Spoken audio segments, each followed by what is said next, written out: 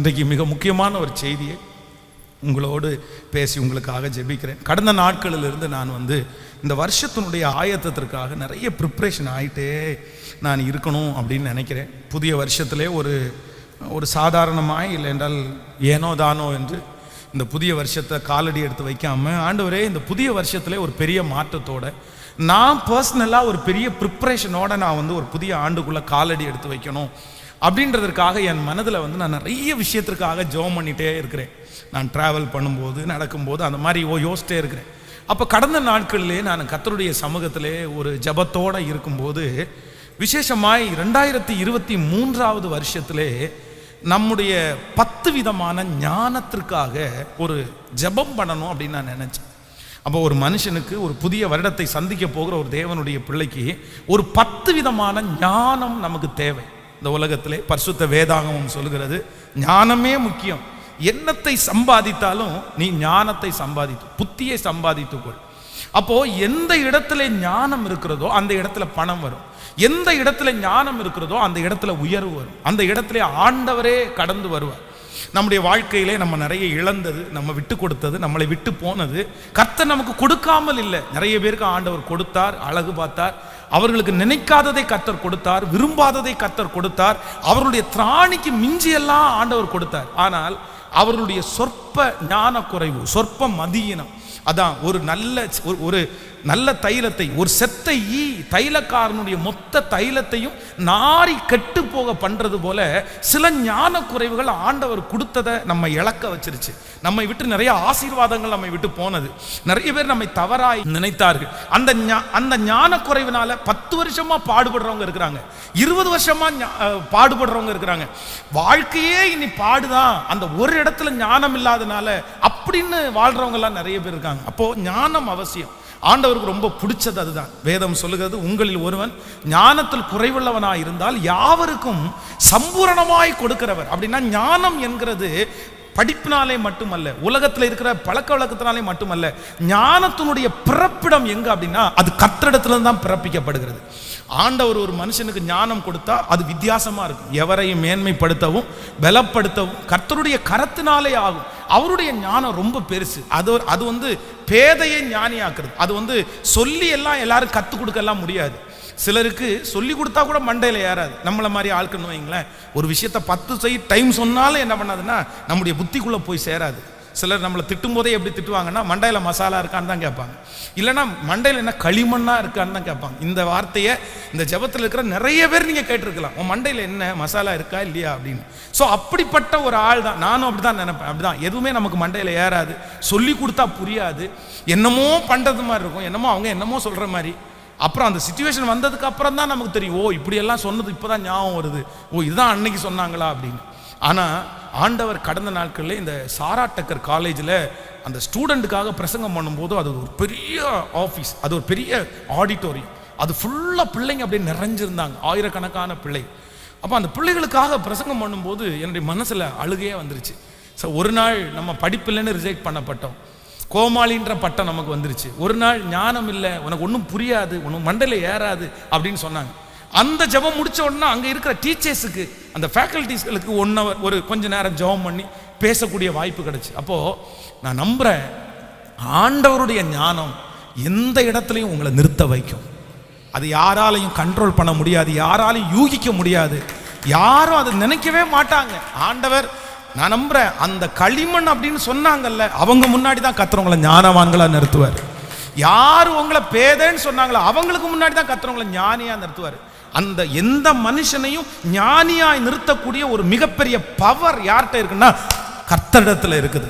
உங்க பிள்ளைங்க ஞானத்துல குறைவுள்ளவங்களா இருக்காங்களா, உங்க பிள்ளைங்க பேதையா இருக்காங்களா, உங்க பிள்ளைக்கு அறிவே இல்லைன்னு பட்டத்தை வாங்குறாங்களா, நான் நம்புறேன் அந்த அறிவை பெருக பண்ணி கொடுக்கிற, ஞானத்தில் ஐஸ்வர்யம் உள்ள, ஞானத்தில் பயங்கரமான, ஞானத்துக்கே உறைவிடமான கர்த்தரிடத்தில் வந்தால் நான் நம்புறேன், நீங்க என்னென்ன ஞானம் கேட்குறீங்களோ சகல ஞானத்தையும் கர்த்தர் உங்களுக்கு தருவார். நான் உங்களை ஆசீர்வதிக்கிறேன். 2023 வருடம் நீங்கள் ஞானமாய் நடக்க போகிறீர்கள். உங்க குடும்பத்தில் கர்த்தர் உங்களை ஞானிகளாய் கர்த்தர் நிறுத்த போகிறார். உங்கள் வேலை ஸ்தலத்தில் கர்த்தர் உங்களை ஞானிகளாய் நிறுத்த போகிறார். சத்தமாய் ஆமென் சொல்லுங்கள். எந்தெந்த இடத்துல நீங்கள் குறைவாய் ஃபீல் பண்ணீங்களோ அந்த இடத்திலெல்லாம் தேவன் உங்களை தேறினவர்களாய் கர்த்தர் உங்களை நிறுத்த போகிறார். உங்கள் பிள்ளைகளை நிறுத்த போகிறார். உங்கள் ஞானத்தின் மூலமாய் கர்த்தர் உங்களுக்கு சகலவற்றையும் கொண்டு வந்து கர்த்தர் சேர்க்க போகிறார். எந்த காரியத்தில் நீங்கள் குறைவுள்ளவர்களை போல ஃபீல் பண்ணுகிறீர்களோ, எந்த காரியத்தில் ஐயோ இதுல ஒண்ணுமே எனக்கு தெரியலன்னு நினைக்கிறீங்களோ, அந்த காரியத்தில் கர்த்தரே உங்களுக்கு கற்றுக் கொடுத்து, கர்த்தரே உங்களை புரிய வைத்து, கர்த்தரே உங்களுக்கு சொல்லி கொடுத்து, உங்கள் சத்துருக்களை பார்க்கலும் கர்த்தர் உங்களை ஞானவான்களாய் கர்த்தர் நிறுத்த போகிறார்.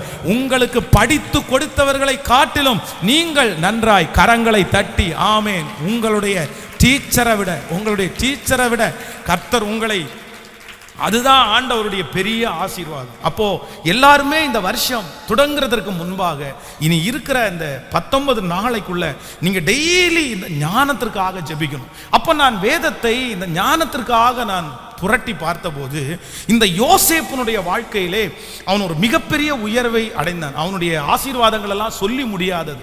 எல்லா இடத்திலையும் கர்த்தர் யோசேப்பை ஆசீர்வதித்தார். எல்லாருக்கும் முன்பாகவும் ஆண்டவர் அவனை ஆசீர்வதித்தார். யோசேப்பினுடைய ஆசீர்வாதத்தினுடைய பட்டியலை போடவே முடியாது. அந்த அளவுக்கு ஆண்டவர் பிறப்பில் மட்டுமல்ல மரணம் வரைக்கும் கர்த்தர் அவருக்கு அதிசயத்தை செய்தார். அப்போ இந்த யோசேப்புக்குள்ளே இருந்த 10 விதமான ஞானத்தை ஆண்டவர் என்னுடைய இருதயத்திலே கொடுத்தார். ஸோ அதுக்காக நம்ம இன்னைக்கு ஜெபம் பண்ண போறோம்.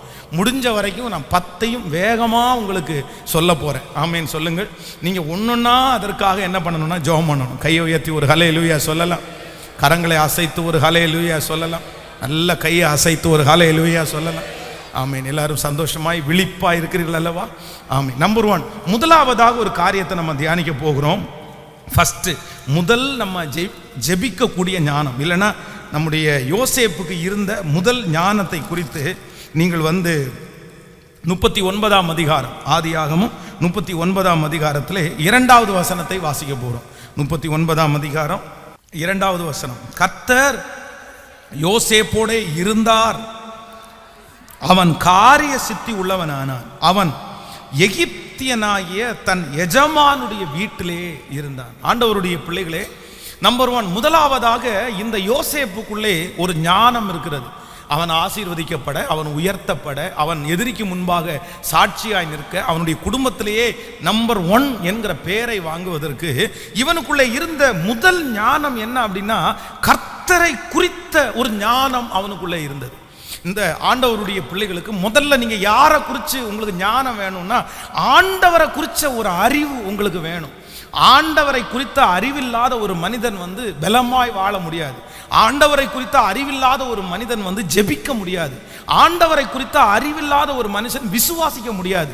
ஆண்டவரை குறித்த அறிவில்லாத ஒரு பிள்ளை பரிசுத்தமாய் வாழவே முடியாது. அப்போ நமக்கு ரொம்ப தேவையானது என்னன்னா, கர்த்தரை குறித்து நீங்க முதல்ல அறியணும். நீங்க இப்ப என்ன ஜெபிக்கணும்னா, ஆண்டவரே உங்களை குறித்து அந்த ஞானத்தை எனக்கு தாங்க, உங்களை குறித்து அறிகிற ஞானத்தை எனக்கு தாங்க. நீங்க சங்கீதக்காரனாகிய தாவீதை குறித்து வேதத்தில் வாசிக்கிறோம். அவனுடைய வாழ்க்கையிலே ராஜாவாய் வருவதற்கு எந்த தகுதியும் அவனிடத்திலே இல்லை. ஆனா ரொம்ப நேர்த்தியா ராஜ்யபாரம் பண்ணினான். காரணம் என்னன்னா, அவனுடைய வாழ்க்கையிலே முதல் அறிவு என்னன்னா, கர்த்தரை குறித்த ஒரு அறிவு இருந்துச்சு. கர்த்தர் என் மேய்ப்பராய் இருக்கிறார் அப்படின்ற அறிவு இருந்துச்சு. அவர் என்னை புல்லுள்ள இடங்களில் மேய்க்கிறார் அப்படின்ற ஒரு அறிவு இருந்துச்சு. அவர் என்னை அமர்ந்த தண்ணீர் அண்டையில் கொண்டு போய் விடுவார், அவருடைய கோல், அவருடைய தடி என்னை தேற்றும் அப்படின்னு ஆண்டவரை குறித்து அவன் அறிய அறிய அறிய பார்த்தீங்கன்னா அவனுடைய எதிர்காலம் ரொம்ப வெற்றியா முடிஞ்சிருச்சு. நான் என்னுடைய குடும்பத்தில் எத்தனையோ பேர் இருக்கிறார்கள். எங்கள் குடும்பத்தில் ஒரு அண்ணனை தவிர எல்லாருமே ரட்சிக்கப்பட்டார்கள். என் சொந்தங்கள் நிறைய பேர் ரட்சிக்கப்பட்டார்கள். ஆனால் நான் நம்புறேன், நிறைய பேர் என்னை போல இல்லை, என்னை போல மாறல. ஏன் அப்படின்னா, அவர்கள் ஆண்டவரை குறித்து நிறைய பேர் அறிஞ்சுக்கிறதுக்கு ஆசைப்படலை, தெரிஞ்சுக்கிறதுக்கு ஆசைப்படலை. ஆனால் கர்த்தருடைய சமூகத்திலே பெருமைக்காக சொல்லலை, சின்ன வயசுலேயே ஆண்டவரை குறித்து நிறைய அறியணும்னு நினச்சேன். ஆண்டவரே உங்க அன்பு எவ்வளவு பெருசு, ஆண்டவரே, ஆண்டவரே உங்களுடைய ஆசீர்வாதம் எவ்வளவு பெருசு, உங்களுடைய நேசம் என் மேல வச்சிருக்கிற விருப்பம் எவ்வளவு பெருசு, நீங்க என்ன எப்படியெல்லாம் செய்ய முடியும். அப்போ ஆண்டவரை குறித்து அறியணும் அறியணும். இன்றைக்கு எல்லாரும் ஜெபிங்க, ஆண்டவரே 2023வது வருஷம் நான் உங்களை குறித்து அறியணும். உங்க பிள்ளைகள் முதல்ல பாட புத்தகத்தை அறிஞ்சுக்கிறதுக்கு முன்னாடி இயேசுவை குறித்து அவன் அறியணும். நான் நம்மளை இயேசுவை குறித்து அறிந்த பிள்ளை எந்த இடத்துல போனாலும் கண்டிப்பாக அவன் நிற்பான். அவனை நிற்க வைப்பார் கர்த்தர். நீதிமானுடைய சன்னதி அப்பத்துண்டுக்கு இறந்து திரிந்ததை கண்டதே இல்லை. ஆண்டவருடைய பிள்ளைகளை இன்றைக்கு கேளுங்கள், ஆண்டவரே உங்களை குறிச்ச அறிவை எனக்கு தாங்கப்பா. அதைத்தான் பெர்க்மன்ஸ் ரொம்ப அழகாய் அவங்க பாடுறாங்க. இன்னும் உம்மை அறியணுமே, இன்னும் கிட்டி நான் சேரணுமே. எல்லாரும் கைகளை உயர்த்தி இந்த முதல் ஜெபக்குறிப்புக்காக ஜெபிக்கலாம். ஆண்டவரே எனக்கு உம்மை அறிகிற ஞானத்தை எனக்கு தாரும். சத்தத்தை உயர்த்தி ஜெபிங்கலாம், பார்க்கலாம். ஹல்லேலூயா, ஸ்தோத்திரம் ஸ்தோத்திரம் ஸ்தோத்திரம். ஆண்டவரே உம்மை குறித்த அறிவு, உம்மை குறித்த முழு பலத்தோடு கூட உங்களை பற்றி நான் நிறைய தெரிஞ்சுக்கணும் ஆண்டவரே. உங்களுடைய வல்லமையை நான் தெரிஞ்சுக்கணும் ஆண்டவரே. உங்கள் இரக்கத்தை நான் தெரிஞ்சுக்கணும், உங்கள் அன்பை நான் தெரிஞ்சுக்கணும் ஆண்டவரே. உங்களுடைய அசைவாடுதல், உங்களுடைய உயர்வு, உங்களுடைய வெற்றி.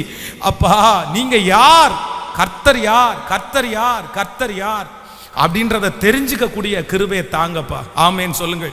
வேதத்திலே கர்த்தருக்காக வைராக்கியம் பாராட்டினவர்கள், பெரிய அச்சீவ்மெண்ட் பண்ணவங்க, பெரிய தலைவர்களாக நின்றவங்க, இவங்களிடத்துல இருந்த ஒரு மிகப்பெரிய குவாலிட்டியை என்ன அப்படின்னா அவங்க ஆண்டவரை குறித்து நிறைய அறிஞ்சிருந்தாங்க. அதனால தான் அவங்களுக்கு எதுவுமே வரல. தானியேலை குறித்து வேதம் சொல்லுகிறது, சிங்க கெபிக்கு போடப்படுவதற்கு முன்பாக அவன் பயப்படவே இல்லை. ஏன் பயப்படலைன்னா, எப்பா உனக்கு பயமே வராதா, நீ ஒரு நார்மலான மனுஷன் தானே. அவனுக்கும் கண் இருந்துச்சு, காது இருந்துச்சு, மூக்கு இருந்துச்சு, அவனுக்கும் நம்மை போல எல்லாமே இருந்துச்சு. அவன் ஒரு மனிதனாகவே இருந்தான். ஸோ ஒரு மனிதனாக இருந்த ஒரு மனுஷனுக்கு தன்னை கொல்ல போறாங்க, இல்லைன்னா தன்னை அவ்வளோதான் செத்து போயிட போறேன்னு நினைக்கிறவனுக்கு எப்படி பயம் இல்லாமல் இருக்கும்? ஆனால் நான் நம்புறேன் அவனுடைய பயம் இல்லாமல் இருந்ததுக்கு ஒரு பெரிய ரீசன் என்ன அப்படின்னு சொன்னா, ஆண்டவரை குறித்து தானியேல் நன்றாய் அறிந்திருந்தான். கர்த்தரை குறித்து நன்றாய் அறிந்திருந்ததுனால தானியேலுக்கு அந்த சூழ்நிலையில பயமே வரல. சிஸ்டர், உங்களுக்கு இந்த வியாதியில பயம் வராது. பிரதர், இந்த பிரச்சனையில உங்களுக்கு பயம் வராது. இந்த கடன்ல உங்களுக்கு பயம் வராது. எப்ப தெரியுமா? ஆண்டவரை குறித்து வெளிச்சம் உங்களுக்கு கிடைச்சிச்சுன்னா, ஆண்டவர் எவ்வளவு பெரியவர் என்ற அறிவு உங்களுக்கு வந்துருச்சுன்னா, நீங்க அந்த வியாதியை தூக்கி போட்டுருவீங்க, அந்த கடனை தூக்கி போட்டுருவீங்க. நீங்க சொல்லுவீங்க, என்னை பலப்படுத்துகிற கிறிஸ்துவினால் எல்லாவற்றையும் செய்ய எனக்கு பலன் உண்டு.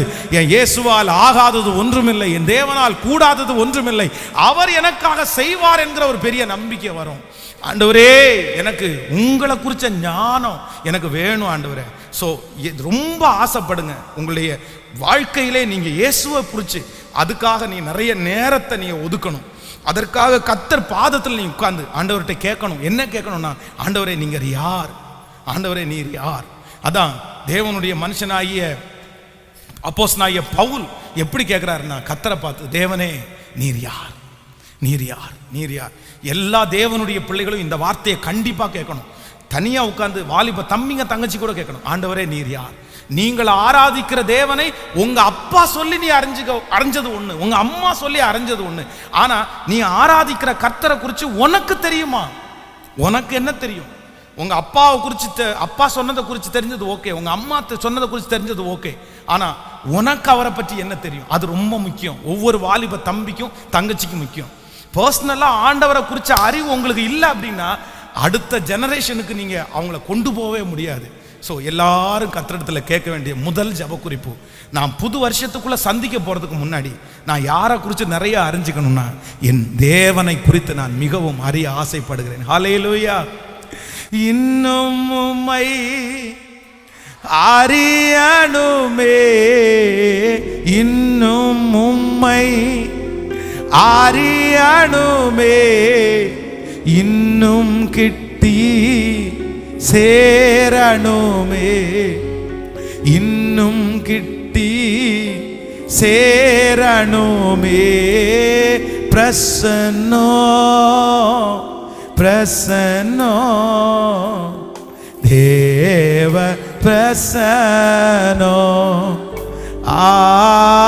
பிரசன்னோ பிரசன்னோ.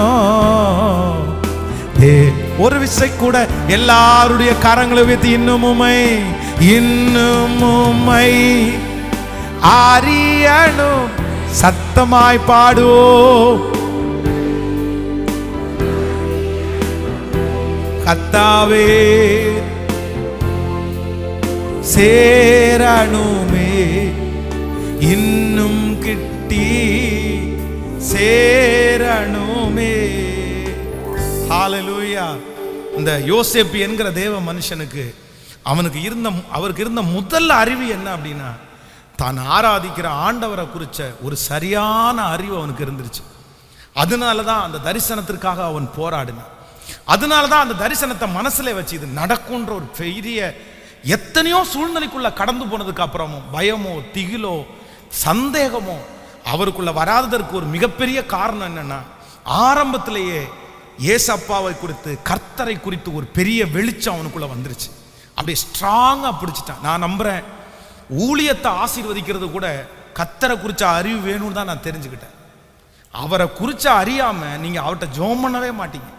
இப்போ என்ன பார்க்குறீங்க, என்னை குறித்து உங்களுக்கு தெரியல அப்படின்னா எங்கிட்ட வந்து ஒரு ஹெல்ப் கேட்பீங்களா? எங்கிட்ட இருக்குதா இல்லையான்னு உங்களுக்கு தெரியணுமா தெரியக்கூடாதா? தெரிஞ்சாதான் நீங்க வருவீங்க. ஓகே உங்கள்கிட்ட இருக்குது, இதை கொடுங்க அப்படின்னு. அப்போ தெரியாமலே இருந்தா நான் பண்ணுவேன் நான் பண்ண மாட்டேன் அப்படின்னு உங்களுக்கு தெரியணும்ல. அப்போ ஆண்டவருடைய அறிவு ரொம்ப அவசியம். ஸோ நம்பர் 2, இரண்டாவதாக சீக்கிரமாக வாசிக்கலாம். அதே அதிகாரத்தில் 3வது வசனத்தை வாசிக்கலாம். கர்த்தர் அவனோடு இருக்கிறார் என்றும் அவன் செய்கிற யாவையும் கர்த்தர் வாய்க்க பண்ணுகிறார் என்றும் அவனுடைய எஜமானன் கண்டு. கவனிங்க ஆண்டவருடைய பிள்ளைகளே, இரண்டாவதாக யோசேப்புக்கு இருந்த இரண்டாவது ஞானம் என்ன ஞானம் அவனுக்கு இருந்துச்சுன்னா, சூழ்நிலையை குறித்த ஒரு ஞானம் அவனுக்குள்ள இருந்து அந்த சிச்சுவேஷன் அதற்கு தகுந்தது போல ஒரு ஞானம் உள்ள மனுஷனாய் மாறினான். ஸோ இந்த இடம் ஒரு கடினமான ஒரு சூழ்நிலை, இந்த இடத்துல நம்ம இப்படி தான் நடந்துக்கணும், இந்த இடத்துல இப்படி நம்ம நடக்க முடியாது, இந்த இடத்துல பொறுமையாக தான் போகணும், இந்த இடத்துல எதிர்த்து நம்ம பேசக்கூடாது. சிறைச்சாலை என்கிறது ஒரு சூழ்நிலை, போத்திபாருடைய வீடு என்கிறது அவனுடைய ஒரு சூழ்நிலை, குழி என்கிறது அவனுடைய ஒரு சூழ்நிலை, ராஜாவுடைய இடம் என்கிறது ஆண்டவர் ஒரு சூழ்நிலை அல்ல. ஆண்டவருடைய பிள்ளைகளாகிய உங்களை கர்த்தர் பல சூழ்நிலைகளை ஆண்டவர்களை நிறுத்துவார். எல்லா சூழ்நிலைகளுக்குள்ளேயும் நீங்கள் கடந்து போவீர்கள். ஆனா உங்களுக்கு ஒரு விசேஷித்த ஞானம் வரணும். என்ன ஞானம்னா, அந்த சூழ்நிலையை சரியா உங்களுக்கு கையாள தெரியணும். சில சூழ்நிலையை கையாள தெரியாது அவங்களுக்கு, அதனாலேயே ரொம்ப கோவப்பட்டு அந்த சூழ்நிலையை கையாள தெரியாததுனால தங்களுடைய வாழ்க்கையில இழப்பை சந்தித்தவர்கள் நிறைய பேர்.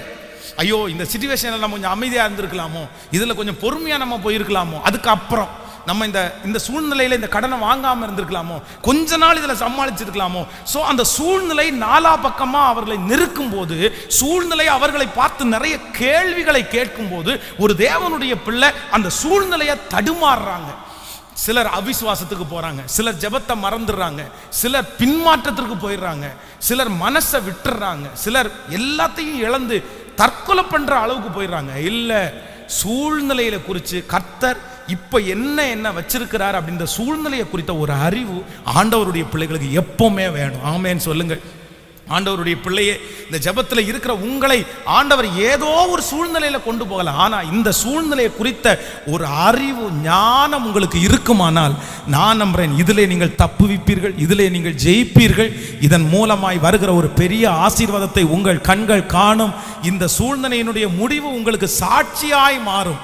எத்தனை பேர் விசுவாசிக்கிறீர்கள்? கர்த்தர் நம்முடைய வாழ்க்கையிலே அனுபவிக்கிற அத்தனை சூழ்நிலைகளும் சாட்சிக்காகவே தேவனாகிய கர்த்தர் மாற்றுவார். அந்த சூழ்நிலையிலே 2023வது வருஷம் கர்த்தர் நம்மை சாட்சியாகவே கர்த்தர் நிறுத்துவார். ஹல்லேலூயா. கைகளை அசைத்து ஒரு ஹல்லேலூயா சொல்லலாம். அந்த சூழ்நிலையை அழகா புரிஞ்சுக்கணும். பாருங்களேன், இப்போ தாவீதுனுடைய மகனாகிய அப்சலோம் மரித்து போனான். மரித்து போன செய்தியை தாவீதிற்கு கேள்விப்படுறான். என்னதான் இருந்தாலும் பெத்த மகன், அதுவும் ரொம்ப அழகான பிள்ளை, அவனுடைய உச்சம் தலை முதல் உள்ளங்கால் வரைக்கும் ஒரு பழுதுமே இல்லையாம, அவ்வளோ பர்ஃபெக்டான பிள்ளை. அப்ப தாவீதுக்கு அவன் மேல ஒரு பெரிய பாசம் வருது. தன்னுடைய பையன் தனக்கு விரோதமாக எழும்பிதான் செத்தே போயிட்டான், அது தெரியுது. ஆனா இப்போ சொல்றாங்க, சொன்ன உடனே என் மகனே, என் மகனாகிய அப்சலோமே, உனக்கு பதிலாக நான் செத்திருந்தா நல்லா இருக்குமேடா, நீ இப்படி இந்த வயசுல செத்து போனியடா அப்படின்னு அவங்க அப்பா ரொம்ப அழுறாரு, அப்படியே கெஞ்சுறாரு. ஆனா அவனுடைய வேலைக்காரன் ராஜாவிட்ட சொல்றாரு, இதை பாருங்கய்யா, நீங்க உங்க பிள்ளை மேல பாசம் வச்சிருக்கிறதெல்லாம் ஓகே தான், ஆனா இப்ப இருக்கிற சிச்சுவேஷன் என்ன அப்படின்னா, உங்களுக்காக தான் இத்தனை ஜனங்களும் உங்க பிள்ளைகிட்ட சண்டை போட்டிருக்காங்க. அவங்க குடும்பத்தை விட்டு தேசத்தை விட்டு எத்தனையோ பேர் மரிச்சிருக்காங்க. இந்த நாள் துக்கமா இருக்க வேண்டிய நாள் இல்லை, இது சந்தோஷமா இருக்க வேண்டிய நாள். நீங்க கொஞ்சம் வாங்க. நீங்க எத்தனையோ பேர் உங்களுக்காக போராடி செத்து போயிட்டாங்க, அவங்க எல்லாம் உங்களுக்கு தேவையில்லை. உங்க மகன் செத்து போனதான் உங்களுக்கு கவலையா இருந்துச்சுன்னா அவங்க தப்பா நினைக்க மாட்டாங்களா அப்படின்ற ஒரு காரியத்தை அவன் சொல்றான். சொன்ன உடனே கரெக்டா அந்த சூழ்நிலையை அவர் மேட்ச் பண்றாரு. பாருங்க, ஆமா, இந்த நேரத்தில் பையன் இறந்த அந்த வருத்தம் வந்து பெரிய வருத்தம், அது மனசுல இருக்குது. பையனுக்காக அழுறது தப்புன்னு ஒருத்தர் வந்து சொல்றாரு. ஆனா ராஜாவா இருந்ததுக்கு அப்புறம் கூட எனக்கு தெரியும் அப்படின்னு சொல்லல. ஆமாப்பா, உண்மைதான்ப்பா. அந்த சூழ்நிலையை புரிஞ்சு கொண்டு ஜனங்களை ஆறுதல் படுத்தி, சரிப்பா எல்லாரும் போலாம் அப்படின்னு அவர் கூட்டிட்டு போறாரு. அப்போ ஆண்டவருடைய பிள்ளைகளே, இந்த சூழ்நிலையை சரியாக கையாள தெரியாட்டா நம்ம போஸ்டிங்லையும் ஆசீர்வாதத்திலையும் இருக்கவே முடியாது. இந்த யோசேப்பு வந்து ரொம்ப நல்லா அறிஞ்சுக்கிட்டது என்ன அப்படின்னா, அந்த அந்த இடத்துக்குள்ள போனான் பாருங்க. சரி, ஓகே, ஒரு சர்வே பண்றான் பாருங்க. அவனுடைய கண் அப்படியே பார்க்குது, அவனுடைய சிந்தை அப்படியே யோசிக்குது. ஓகே, இவர் இப்படி கோபமா இருக்கிறாரா, இவர் இப்போ கோபமா இருக்கிறாரா, இந்த மேனேஜர் பிரச்சனையா, இந்த மேனேஜர் பிரச்சனையா, ஓகே இவங்க பொறாமப்படுறாங்களா, ரைட், இந்த இடத்துல என்ன பண்ணணும், நம்ம இந்த இடத்துல என்னத்துக்காக வந்தோம், இதுல நம்முடைய நோக்கம் என்ன, இதுல வர்றதுக்கு என்ன காரணம், நம்ம இதுல கோவப்படலாமா படக்கூடாதா, இந்த இடத்துல அமைதியா போகணுமா பேசணுமா, அந்த சூழ்நிலையா தெரிஞ்சுக்கிட்டு எல்லாத்தையும் தன்னுடைய கண்ட்ரோல்ல ஆண்டவருடைய கிருபையில கொண்டு வந்தான் பாருங்களேன். இன்றைக்கு உங்களுக்கு கர்த்தர் ஒரு அபிஷேகம் தரணும். நான் நம்புறேன், உங்களை எங்க கொண்டு வச்சாலும் அங்க ஜெயிச்சுட்டு தான் நீங்க திரும்பி வரணும், அங்க வெற்றி அடைஞ்சிட்டு தான் திரும்பி வரணும், அங்க சாட்சியா தான் நீங்க திரும்பி வரணும். சத்தமாய் ஆமேன் சொல்லி கரங்களை தட்டி, உங்க பிள்ளைகளும் அப்படித்தான், வாலிப தம்பிகளும் தங்கச்சிகளும் அந்த சூழ்நிலையை கையாளக்கூடிய ஒரு அபிஷேகத்தை கர்த்தர் இன்னைக்கு இந்த கரங்களை தட்டும் போதே உங்களுக்கு தரட்டும். அந்த மனுஷனை கையாளக்கூடிய கிருபையை கர்த்தர் உங்களுக்கு தரட்டும். ஸ்தோத்திரம் ஸ்தோத்திரம் ஸ்தோத்திரம். ஆண்டவரே, இனி என் வாழ்க்கையில இருக்கிற எல்லா சிச்சுவேஷனையும் நான் ரொம்ப அழகா நடத்தணும். ஆமேன் சொல்லுங்கள். நல்லா கவனிங்க ஆண்டவருடைய பிள்ளைகளே. ஈசாக்கு தன்னுடைய மனைவியோடு விளையாடி கொண்டிருந்ததை யார் பார்த்துக்கிறாமா? அந்த நாட்டினுடைய ராஜா பார்த்தானாமா, விளையாடி கொண்டிருக்கிறத பார்க்கிறான். அப்போ இவங்க ரெண்டு பேருக்குள்ளேயும் ஒரு பெரிய அந்யோன்யம், ஒரு பெரிய ஐக்கியம் இருந்திருக்கிறது. இது எப்படி எப்படி நடக்குதுன்னு பாருங்க, நல்லா கவனிங்க. ஈசாக்குனுடைய அம்மா இறந்து போயிட்டாங்க. சாராள் தன்னுடைய கையிலே பொத்தி பொத்தி பொத்தி பொத்தி வளர்த்த பையன். ஆபிரகாம் ஒரு காலத்தில் வந்து ஈசாக்க பலி செலுத்த போனதுக்கு அப்புறம் நான் நம்புறேன் சாராய்க்கு அந்த அளவுக்கு ஆபிரகாமோட அனுப்புறதுக்கு என்ன இருந்திருக்காது. நீர் கொன்னாலும் கொண்டு விடுவியா பையனை கொண்டு போய், என்கிட்ட கேட்காம இவ்வளோ தூரம் கூட்டிகிட்டு போயிருக்கிறீரா, ஆண்டவர் சொன்னார் அப்படின்னு ஒருவேளை அவனை பக்கத்தில் வச்சுட்டாங்க. இப்போ ஈசாக்குனுடைய மனசுக்குள்ள அம்மா இறந்த துக்கம் ரொம்ப அதிகமாக இருக்குது.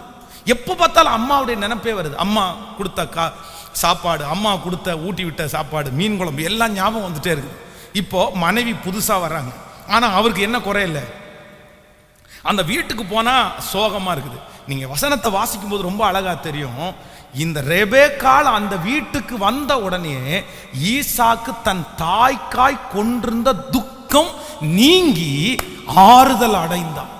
அப்போ அந்த ரெபேக்காளுக்கு ஒரு பெரிய பவர் இருக்கு பாருங்களேன். தன்னுடைய கணவனார் வந்து இப்ப அம்மாவை இழந்த அந்த டென்ஷன்ல இருக்கிறாரு. அவரை நம்ம ரொம்ப டென்ஷன் படுத்தக்கூடாது. அம்மா இருக்கிற ஸ்தானத்துல நம்ம வந்துட்டோம்னா நம்மளை அவர் நேசிக்க ஆரம்பித்துவார்ன்ற ஞானத்தினால அவரை பாருங்களேன், அவங்க அம்மாவுடைய துக்கம் மறக்கிற மாதிரி பண்ணிட்டாங்க. நம்ம பிள்ளைங்களை யாராவது கல்யாணம் பண்ணி அனுப்பிட்டோம்னா என்ன பண்ணுவாங்க பாருங்களேன். போய் முதல் வேலையா, ஐயோ அவர் எடுத்தா அம்மான்றாரு, உட்கார்ந்தா அம்மான்றாரு, ஒரே அம்மா அம்மா அம்மா அம்மான்றாரு. நமக்கு அங்கே மரியாதையே கிடையாது. நம்ம குளம் பண்ணா அம்மான்றாரு, நம்ம சாரி கட்டினா அம்மான்றாரு. நான் ஒரு காலத்தில் அம்மாவே கட்டிக்கொண்டு வேற சொல்லிவிட்டேன் அப்படின்னு வேற. நம்ம நிறைய பேர் நமக்கு பொறுக்காது, என்ன அம்மா அம்மான்றீங்க, சும்மா அம்மா அம்மான்னு. யாருக்கும் அம்மா இல்லையா, எல்லாருக்கும் அம்மா இல்லையா. நமக்கு அந்த சிச்சுவேஷனை என்ன பண்ணா தெரியாது, பல பேருக்கு கையாளவே தெரியாது. அங்கே ஒரு 2 சண்டையை போட்டு முதல்ல உங்கள் அம்மா இந்த வீட்டிலேருந்து துரத்துனாதான் என் வேலைக்கு ஆகும்.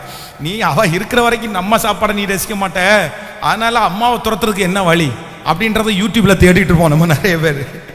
மாமியாரை வீட்டை விட்டு துரத்துவதற்கு ஏதாவது ஐடியா இருக்கா அப்படின்ற மாதிரி. ஆமா, அப்போ அந்த சூழ்நிலையை நம்ம வந்து எதிர்த்து தான் நிற்போம். அந்த சூழ்நிலையை வந்ததை வந்து இதுல என்ன பண்ணணும், என்ன செய்யணும், எப்படி மேற்கொள்ளணும் தெரியாது. எடுத்த உடனே அந்த சூழ்நிலைக்கு எதிராக எனக்கு வரக்கூடாது, எனக்கு எப்படி வரக்கூடாது. ஆனா ஞானம் என்ன அப்படின்னா, ஆண்டவரத்தில் எல்லாரும் கேட்கணும், ஆண்டவரே எந்த சூழ்நிலைக்குள்ள என்னை கொண்டு போனாலும் அந்த சூழ்நிலையை ஜமாளிச்சு நான் வாழக்கூடிய கிருபையை கர்த்தர் எனக்கு தாரும் ஆண்டவரே. ஹல்லேலூயா. வேதம் சொல்லுது, தேவனுடைய மனிதனாகிய ஈசாக்கை குறித்து வேதம் சொல்லுது, அவன் அந்த சூழ்நிலையை பாருங்க, தன்னுடைய தாயாரை மாதிரி தன்னுடைய மனைவி நேசிக்க ஆரம்பிச்ச உடனே ரைட் ஓகேப்பா ஓகே நமக்கு ஒரு நல்ல மனைவி கொடுத்தாங்க. அப்பவும் தன்னுடைய மனைவி என்னதான் சாப்பாடு பண்ணி கொடுத்தாலும் என்னதான் பண்ணினாலும் ஆமா என்னதான் வந்தாலும் நான் மாற மாட்டேன் அப்படின்னு நினைச்சிருந்தா அந்த சிச்சுவேஷன் சரியா இருக்குமா? ஆயிருக்காது. அப்போ எல்லாரும் கர்த்தரிடத்துல கேளுங்க, ஆண்டவரே எனக்கு ஒரு கிருபையை தாரும், சூழ்நிலையை நான் சமாளிக்கக்கூடிய ஒரு கிருபையை தாரும். கைகளை உயர்த்தி ஒரு ஹல்லேலூயா சொல்லலாம். யோசேப்புக்கு இது ஒரு பெரிய ஞானம், இது ஒரு பெரிய பவர். இது வேற எங்க வெளிப்படும் பாருங்க, சூழ்நிலையை சொல்லுங்க பார்க்கலாம். சிறைச்சாலைக்கு கடந்து போகிறான். வேதம் சொல்லுது, சிறைச்சாலை தலைவனுடைய கண்களிலே அவனுக்கு. இப்போ உங்களை பார்த்து ஒரு கேள்வி கேட்குறேன். நீங்க செய்யாத ஒரு குற்றத்துக்கு, நீங்க ஒரு பண்ணாத குற்றத்துக்கு உங்க மேல பழிய போட்டு ஜெயில போட்டாங்கன்னு வைங்களேன், அந்த ஜெயில நீங்க எப்படி இருப்பீங்க? ஹலோ, உங்களால எப்படி இருக்க முடியும்? பாதி பேர் அங்கேருந்து வரும்போதே பைத்தியமாக தான் நம்ம வருவோம். ஆமாம், 10 நாள் ஜெயிலில் உட்காந்துட்டோன்னா அவ்வளோதான். ஆண்டவரே நீர் ஏன் என்னை கைவிட்டீர், ஏன் என்னை கைவிட்டீர், எனக்கு ஏன் இப்படிப்பட்ட ஒரு நிலைமை, நான் எதுக்கு இப்படி பண்ணுறேன், சோர்ந்து போய் பலவீனப்பட்டு மன உளைச்சலுக்குள்ளாகி யோசித்து டென்ஷன் ஆகி. ஆனால் வேதம் சொல்லுது, அவன் செய்யாத தவறுக்காக அவனை சிறைச்சாலைக்குள்ளே போடும்போது அங்கே போய் எல்லா வேலையும் ஒழுங்குபடுத்தி கிளியர் பண்ணி நீட் பண்ணி இந்த சிறைச்சாலை தலைவனிடத்தில் போய் அவனுடைய கண்களை தயவு கிடச்சி அவன் பார்த்து, யாரா இவன் வித்தியாசமான ஆளாக இருக்கான். சிறைச்சாலையில் வந்து ஒருத்தன் இவ்வளோ சந்தோஷமாக இருக்க முடியுமா, இவ்வளோ பாசிட்டிவாக இருக்க முடியுமா, நீ வேற லெவலுப்பா, இங்கே வாப்பா, இனி என் கையில் பொறுப்பு இல்லை. யாருக்கு பொறுப்புன்னு தெரியுமா, நீ வச்சுக்கோ, நீ இவங்களெல்லாம் பார்த்துக்கோ. அங்கே இருக்கிற அத்தனை ஜெயிலில் இருக்கிற ரவுடிங்களுக்கும் யார் தலைவன் ஆயிட்டா கேட்கல. நம்ம நிறைய விட்டு அடிதான் வாங்கிட்டு வருமே தெரியுமா, தலைவன் ஆக மாட்டோம். அப்போ ஆண்டவரே கையை உயர்த்தி கேளுங்க ஏசப்பாட்ட, எனக்கு ஒரு கிருபை வேணும். 2023 வருஷம் எனக்கு ஒரு ஞானம் வேணும். எந்த சூழ்நிலை வந்தாலும், நம்ம எல்லாரும் அவ்வளோ பெரிய ஞானிகள் அல்ல, எனக்கு தெரியும். நம்மளால அது முடியல. சிஸ்டர், எத்தனை சூழ்நிலையில் நீங்க தோத்து போனீங்க, ஆண்டவர் உங்களுக்கு அனுமதிச்ச எத்தனை சிச்சுவேஷன் நீங்க ஜெயிச்சிருக்கீங்க, திரும்பி பாருங்க. இன்னைக்கு யோசிக்கிறோமே, இன்னைக்கு ரொம்ப நம்ம திங்க் பண்றோமே, ஐயோ நான் ஏன் இப்படி பண்ணினேன், நான் ஏன் இப்படி பண்ணேன், நான் இப்ப ஏன் இப்படி இருந்தேன், அந்த 2 வருஷம் நான் அந்த இடத்துல சமாளிச்சிருக்க கூடாதா, அந்த 6 மாதங்கள் கொஞ்சம் நான் கடினமா உழைச்சிருக்க கூடாதா, அந்த சூழ்நிலை எனக்கு கையாள தெரியல பாஸ்டர், சண்டை போட்டேன், எதிர்த்து நின்னுட்டேன்.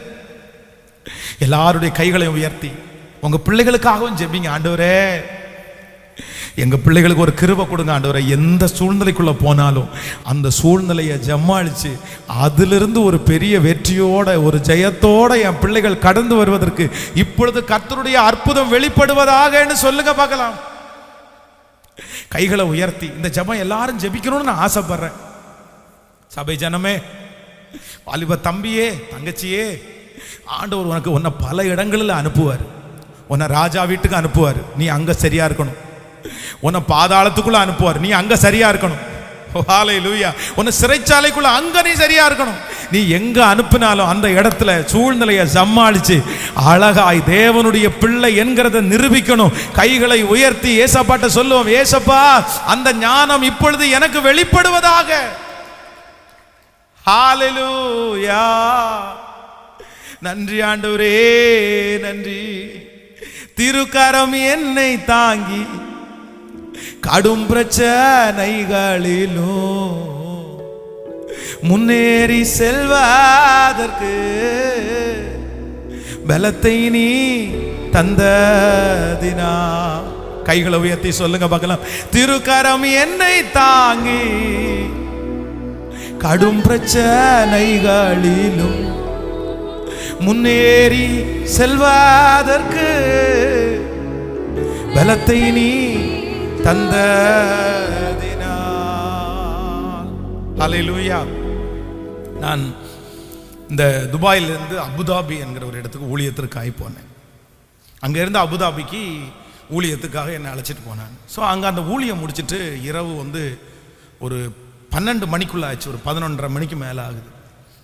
நான் அடுத்த நாள் காலையில் ஒரு ஷூட்டிங் இருக்கிறதுனால இதுக்கு நான் கண்டிப்பாக வரணும், அடுத்த நாள் எனக்கு இருந்தே ஆகணும். அங்கேருந்து திரும்பவும் ஒரு 250 கிலோமீட்டர் பக்கத்தில் ட்ராவல் பண்ணி நான் வரணும். அப்போ நான் அவங்கள்ட்ட சொன்னேன், எனக்கு ஒரு கால் டாக்ஸி அரேஞ்ச் பண்ணிடுங்க, நான் போயிடுறேன், ஒன்றும் பிரச்சனை இல்லை அப்படின்னு. அப்போ ஒரு கால் டாக்ஸி அரேஞ்ச் பண்ணி அதில் ஒரு தமிழ்கார பையன் அதில் வந்தான், ஒரு வாலிப பையன். அவன் எங்கன்னா திருச்சி பக்கத்தில் உள்ள ஒரு பையன். அப்போ எனக்கு ஒரு ஆச்சரியமாச்சு, எல்லாருமே வேறு வேறு பாஷையை பேசிட்டு இருக்கும்போது ஒரு பையன் ஃப்ளோவாக தமிழ் பேசுகிறதுனால நமக்கு எப்போவுமே நம்ம ஊர் பாஷையை பேசணுன்னே ஒரு பாசம் வந்துருமே. எப்போவுமே காரு நான் அந்த வாடகை காரில் போதும் பின்னாடி உட்காந்து ட்ராவல் பண்ணுவோம். ஆனால் இப்போ முன்னாடி உட்காந்தோம், ஏன்னா பேசிகிட்டே போகலாம் அப்படின்னு. அப்போ அவன்கிட்ட பேசிகிட்டே போனேன்.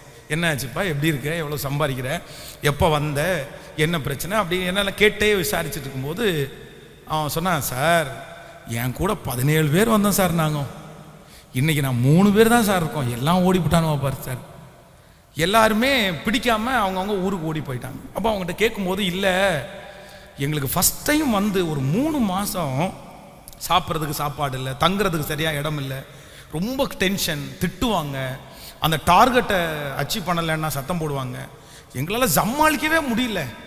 அப்போ அந்த 3 மாதத்தில் இந்த பசங்க வந்து இந்த சிச்சுவேஷனை எதையுமே புரிஞ்சிக்க முடியாமல் கரெக்டாக ஒரு டார்கெட்டு 900 கொடுக்கணும், அந்த 900 முடிச்சுட்டு போய் படுத்துருவானுவான்.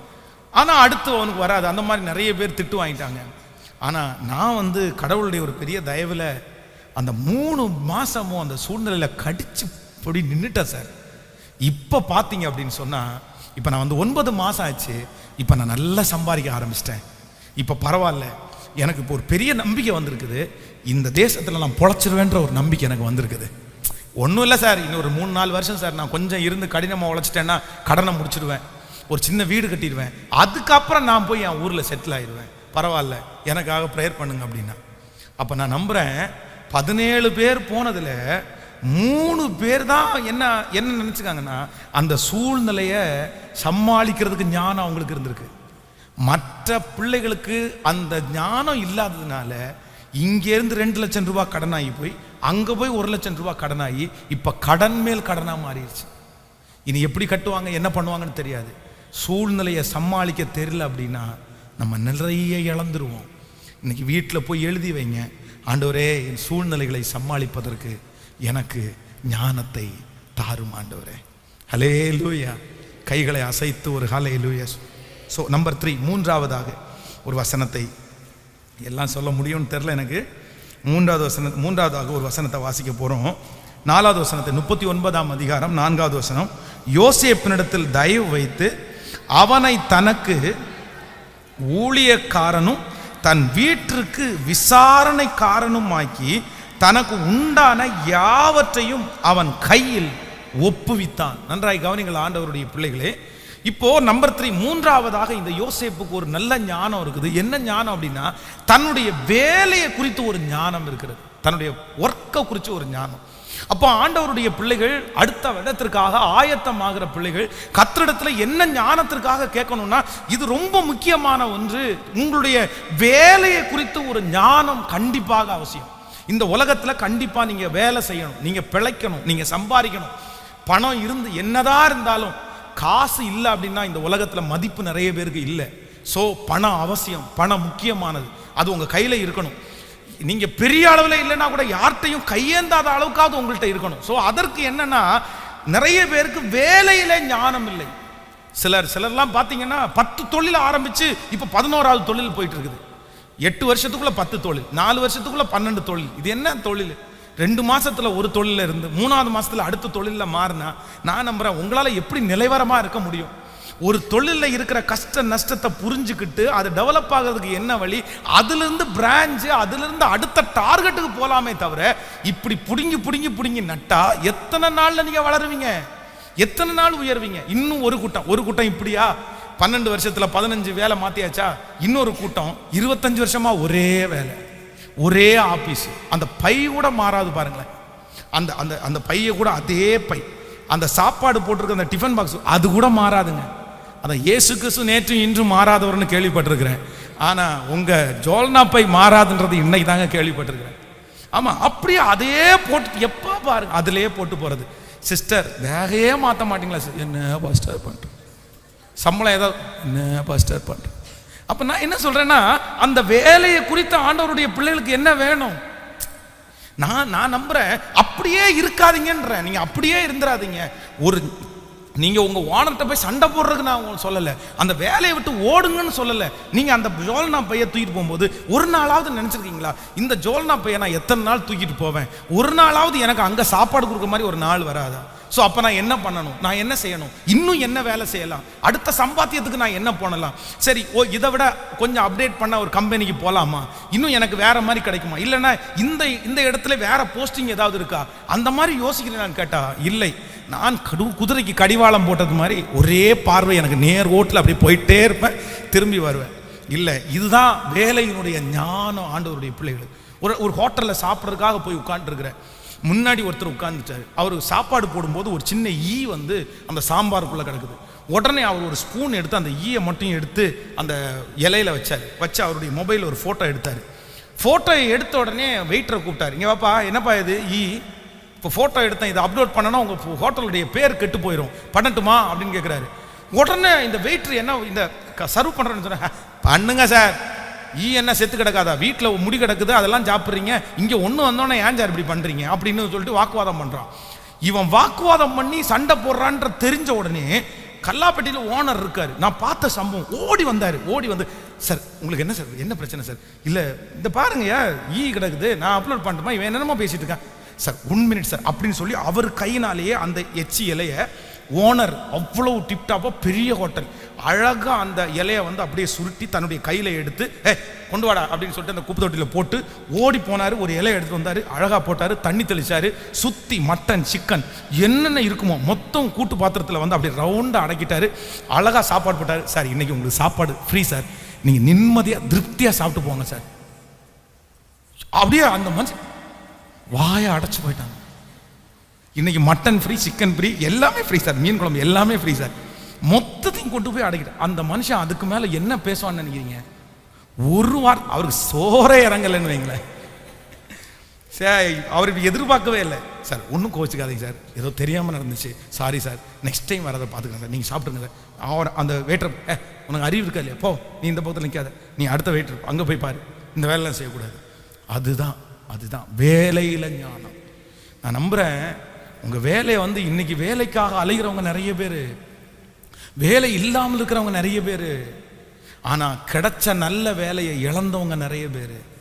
இன்றைக்கி இந்த சபையில் இருக்கிற இந்த சத்தத்தை கேட்குற ஒவ்வொரு தேவ பிள்ளைகளுக்கும் உண்மையாக கேட்குறேன், உங்கள் வேலையில் நீங்கள் ரொம்ப கவனமாக இருங்க. உங்கள் வேலையில் நீங்கள் கவனமாக இல்லை அப்படின்னா நீங்கள் எஜமானனுக்கு முன்னாடி நிற்க மாட்டீங்க, நீசனுக்கு முன்னாடி கை கட்டி நிற்பீங்க. தன்னுடைய வேலையிலே ஜாக்கிரதை உள்ளவனாக இருப்பீர்கள், ஆனால் உங்கள் கை ஆளுகை செய்கிற கையா மாறும். ஹல்லேலூயா. கையை உயர்த்தி எல்லாரும் கேளுங்க, ஆண்டவரே எனக்கு கொடுத்துருக்கிற வேலையில், சத்தமாக சொல்லுங்க, எனக்கு கொடுத்துருக்கிற வேலையில், சத்தத்தை உயர்த்தி கொஞ்சம் ஜெபம் பண்ணுங்களேன், எனக்கு ஞானத்தை கொடுங்க ஆண்டவர், நான் அதை பெஸ்ட்டாக பண்ணணும், அதை நான் நல்லா பண்ணணும், யாருமே அதில் அச்சீவ் பண்ண முடியாத அளவுக்கு நான் பண்ணணும் ஆண்டவர். யாராவது என்னை வேண்டான்னு சொன்னாங்கன்னா அவங்க என்னை மிஸ் பண்ணணும். சத்தமா ஜெபம் வரட்டும், சத்தத்தை உயர்த்தி, ஆண்டவரே எதா இருந்தாலும் உன் படிப்பு தான் இப்போ வேலையானா அந்த படிப்பில் உங்களை மிஸ் பண்ணணும் சொல்லுங்க ஆண்டவர். அந்த அளவுக்கு ஒரு ஞானத்தை கேளுங்க, எல்லாரும் கத்திரத்தில் கேளுங்க. ஆண்டவரே என்னுடைய ஒர்க்கில், என்னுடைய எதிர்காலத்தில் நீ கொடுத்துருக்க அந்த வேலையில் 2023 வருஷம் என் கை நிறைய சம்பாதிக்கணும், என் கை நிறைய திருச்சபைகளை கட்டணும், என் வேலை ஆண்டவரே எல்லாரும் பார்க்கும்போது ஆச்சரியப்படுற அளவிற்கு அந்த வேலையினுடைய நுணுக்கங்களை எனக்கு கற்றுக் கொடும் ஆண்டவரே. அந்த வேலையினுடைய எல்லாரும் கேளுங்க, ஏசப்பா அந்த நுணுக்கங்களை கற்றுக் கொடுங்கப்பா, எனக்கு ஒரு பெரிய ஞானத்தை கத்த தாங்க ஆண்டவரே, தாங்க ஆண்டவரே. நீர் எத்தனை நல்லவர். ஹல்லேலூயா. ஜெபிக்கிறீங்களா? எல்லாரும் ஜெபிக்கிறீங்களா? அப்போ நம்பர் 3, மூன்றாவதாக நமக்கு இருக்கிற பெரிய ஜெப குறிப்பு, இந்த அம்மாங்களும் அப்படிதான். வேலையில் என்னவா இருக்கணும்னா, வேலையை ரொம்ப பெருசாக்கிறத விட கொஞ்சம் வேலையை கொஞ்சம் சுலபமாக்குறதுக்கு கற்றுக்கொள்ளுங்க. புதுசாக என்ன பண்ணலாம், என்ன செய்யலாம், எப்படி பண்ணலாம், கொஞ்சமாவது நீங்கள் என்ன பண்ணுங்கன்னா தயவு செய்து யோசிங்க. நமக்கு ஆண்டவர் வந்து இந்த மூளையை கொடுத்துருக்காரு, ரொம்ப நல்லா விரிவாகும். நீங்கள் எவ்வளவு வந்து யோசிச்சு இது பண்ணுறீங்களோ அவ்வளவு தூரம் இது பெருகிட்டே இருக்கும். நான் நம்புகிறேன் நீங்கள் வளரணும். கர்த்தர் பிள்ளைகள் வளரணும். ஹல்லேலூயா. சர்ச்சில் இருக்கிற ஒரு 4th ஸ்டாண்டர்ட் படிக்கிற ஒரு ஐயா நம்ம சர்ச்சுக்கு வராரு. இன்னைக்கு காந்திபுரத்தில் ஒரு மோட்டார் கம்பெனி வச்சிருக்கிறாரு. அவ்வளவு நுணுக்கமான ஒரு மனுஷன். அவரே மோட்டரை மேனுஃபேக்சரிங் பண்ணி வெளிநாட்டுக்கு இங்கேருந்து சப்ளை பண்ணுறாரு. கண்டெய்னர் வரும், அந்த ஃபுல்லாக ஏற்றும் போகும். 4th ஸ்டாண்டர்ட் படிச்சிருக்காரு. வருஷத்துக்கு ஒரு டைம் இந்த ஆயுத பூஜை டைம் ஒரு ப்ரேயர் வைப்பார். அவருடைய ஆஃபீஸில் இருக்கிற குறைஞ்சது ஒரு 25 பேரையாவது அட்டன் பண்ண சொல்லுவார். நான் கூப்பிட்டு அத்தனை பேரும் ஆண்டவர் அறியாதவங்களா இருப்பாங்க. ஒரு 15 நிமிஷம் அவங்களுக்கு ஆண்டவரை பற்றி பேசி ஜெபம் பண்ணி அதுலேருந்து எத்தனையோ பேரை சர்ச்சுக்கு வந்துட்டு என்ன ஆசீர்வாதம் தெரியுமா? எவ்வளோ நல்ல, வெறும் 4th ஸ்டாண்டர்ட் தான் படிச்சிருக்காரு. ஆனால் அந்த ஞானம், வேலையில் ஞானம் அவ்வளோ கிளியர் பண்ணி காலிலேருந்து டைம் ஸ்பெண்ட் பண்ணி. நான் சொல்கிறேன், இன்றைக்கி இங்கே இருக்கிற நிறைய பேர் கஷ்டப்படுறது எனக்கு தெரியும். ஆண்டவருடைய பிள்ளையை, உங்கள் சம்பாத்தியம் ரொம்ப குறைவாக இருக்கிறது தெரியும். பாஸ்டர் என்னால் முடியல பாஸ்டர், அவ்வளோ கஷ்டப்படுறேன், நான் இதுக்கு மேலே என்ன பண்ணுறது எனக்கு ஒன்றுமே தெரில. ஆனால் நான் உங்கள் எல்லாருக்காக நான் ஜெபம் பண்ணிட்டு வந்தேன். கர்த்தர் உங்களுக்கு என்ன சித்தம் வச்சுருக்கான்னு தெரில, ஆனால் உங்களை சம்பாதிக்கிறதுக்கு, உங்களுக்கு நல்ல வேலை கொடுக்கறதுக்கு ஆண்டவர் ஒரு ஸ்பெஷல் ஞானத்தை கர்த்தர் உங்களுக்கு தருவார், நிச்சயமாய் தருவார். ஆண்டவர் உங்களை கைவிட மாட்டார். கண்டிப்பாக கர்த்தர் ஒரு பெரிய விரிவாக்கத்தை தருவார். ஆண்டவரத்துல மட்டும் கேளுங்க, ஆண்டவரே இந்த உலகத்தில் பிழைப்பதற்கு எனக்கு நீர் கொடுத்திருக்கிற மிக முக்கியமானது வேலை தான் ஆண்டவரே. ஆண்டவரே நான் வேலையில் நான் செட்டில் ஆயிரும். நீ வேலையில் செட்டில் ஆனீங்கன்னா ஊழியம் செய்ய வரலாம் இல்லை சிஸ்டர், நீங்கள் நினச்ச நேரத்துக்கு சர்ச்சுக்கு வரலாம் இல்லை, ஒரு மீட்டிங் அட்டன் பண்ணலாம் இல்லை, கொஞ்சம் ஃபேமிலியோட டைம் ஸ்பெண்ட் பண்ணலாம் இல்லை. ஆனால் காலையிலேருந்து சாயந்தரம் வரைக்கும், நைட்டு வரைக்கும் பாடுபட்டு நைட்டு கொஞ்ச நேரம் படுத்துட்டு திரும்ப காலையில் வேலைக்கு போய் உங்களை நிறைய பேரை பார்த்தா அவ்வளோ கஷ்டமாக இருக்குது. ஆனால் நான் என்ன சொல்கிறேன், அவ்வளோ கஷ்டப்பட்டு நீ வேலை பார்க்குறீங்களே, அதற்கு ஏதாவது உங்களுக்கு மிச்சம் வந்தால் பரவாயில்லையே, உங்களுக்கு ஏதாவது உயர்வு வந்தால் பரவாயில்லையே, நீங்கள் அதில் ஏதாவது சம்பாரித்து கொஞ்சம் நாளுக்கு நாள் முன்னேறினீங்கன்னா பரவாயில்லையே. ஆனால் நாளுக்கு நாள் கடன்காரங்களா, நாளுக்கு நாள் கீழே போயிட்டு இருந்தா எப்படி வருத்தமாக இருக்கும். அதனால நான் உங்களுக்காக ரொம்ப அங்கலாய்க்கிறேன், உங்களுக்காக நான் ஜெபம் பண்ணுறேன். எனக்கு ஒரு ஹாப்பினஸ் இருக்குது, இந்த ஊழியத்தை செய்கிறதுக்கு ஒரு சந்தோஷம் இருக்குது. ஏன் சந்தோஷம் இருக்குன்னா, நான் ரொம்ப எஃபோர்ட் பண்ணுறேன், பெருமைக்காக இல்லை, நான் சொல்கிறேன், ரொம்ப அதிகமாக எக்ஸ்ட்ரீமாக முடிஞ்ச அளவுக்கு அவ்வளோதான் எல்லாத்தையும் தியாகம் பண்ணி ஓடி ஓடி வேகமாக வேகமாக வேகமாக செய்யலாம் அப்படின்னு.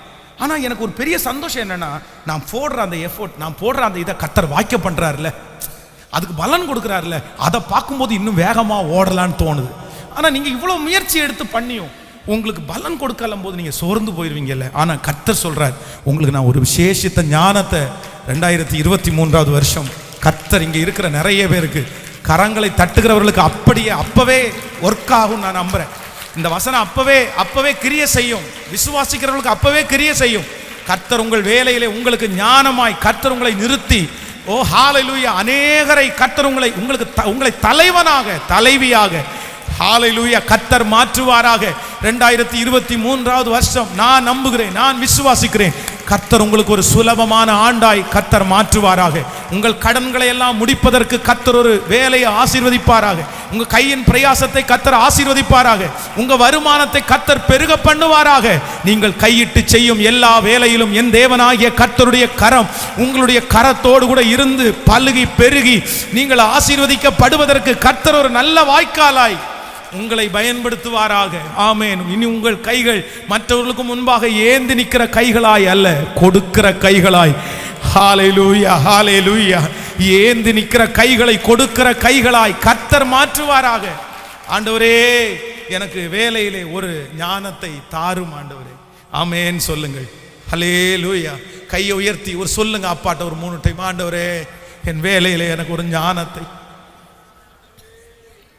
எஸ், உங்க கூப்பிடுதலை கர்த்தர் கேட்கிறார், உங்க கூப்பிடுதலை கர்த்தர் கேட்கிறார். இது எப்படி செய்யணும் கற்றுக் கொடுங்க ஆண்டவர், கற்றுக் கொடுங்க ஆண்டவரே, கற்றுக் கொடுங்க ஆண்டவரே. ஹல்லேலூயா. கைகளை உயர்த்தியா ஹல்லேலூயா சொல்லலாம். ஸோ நம்பர் 1, முதலாவதாக நமக்கு என்ன ஞானம் தேவை? ஆண்டவரை குறித்து ஞானம் ஃபர்ஸ்ட் தேவை. 2வது என்ன ஞானம் தேவை?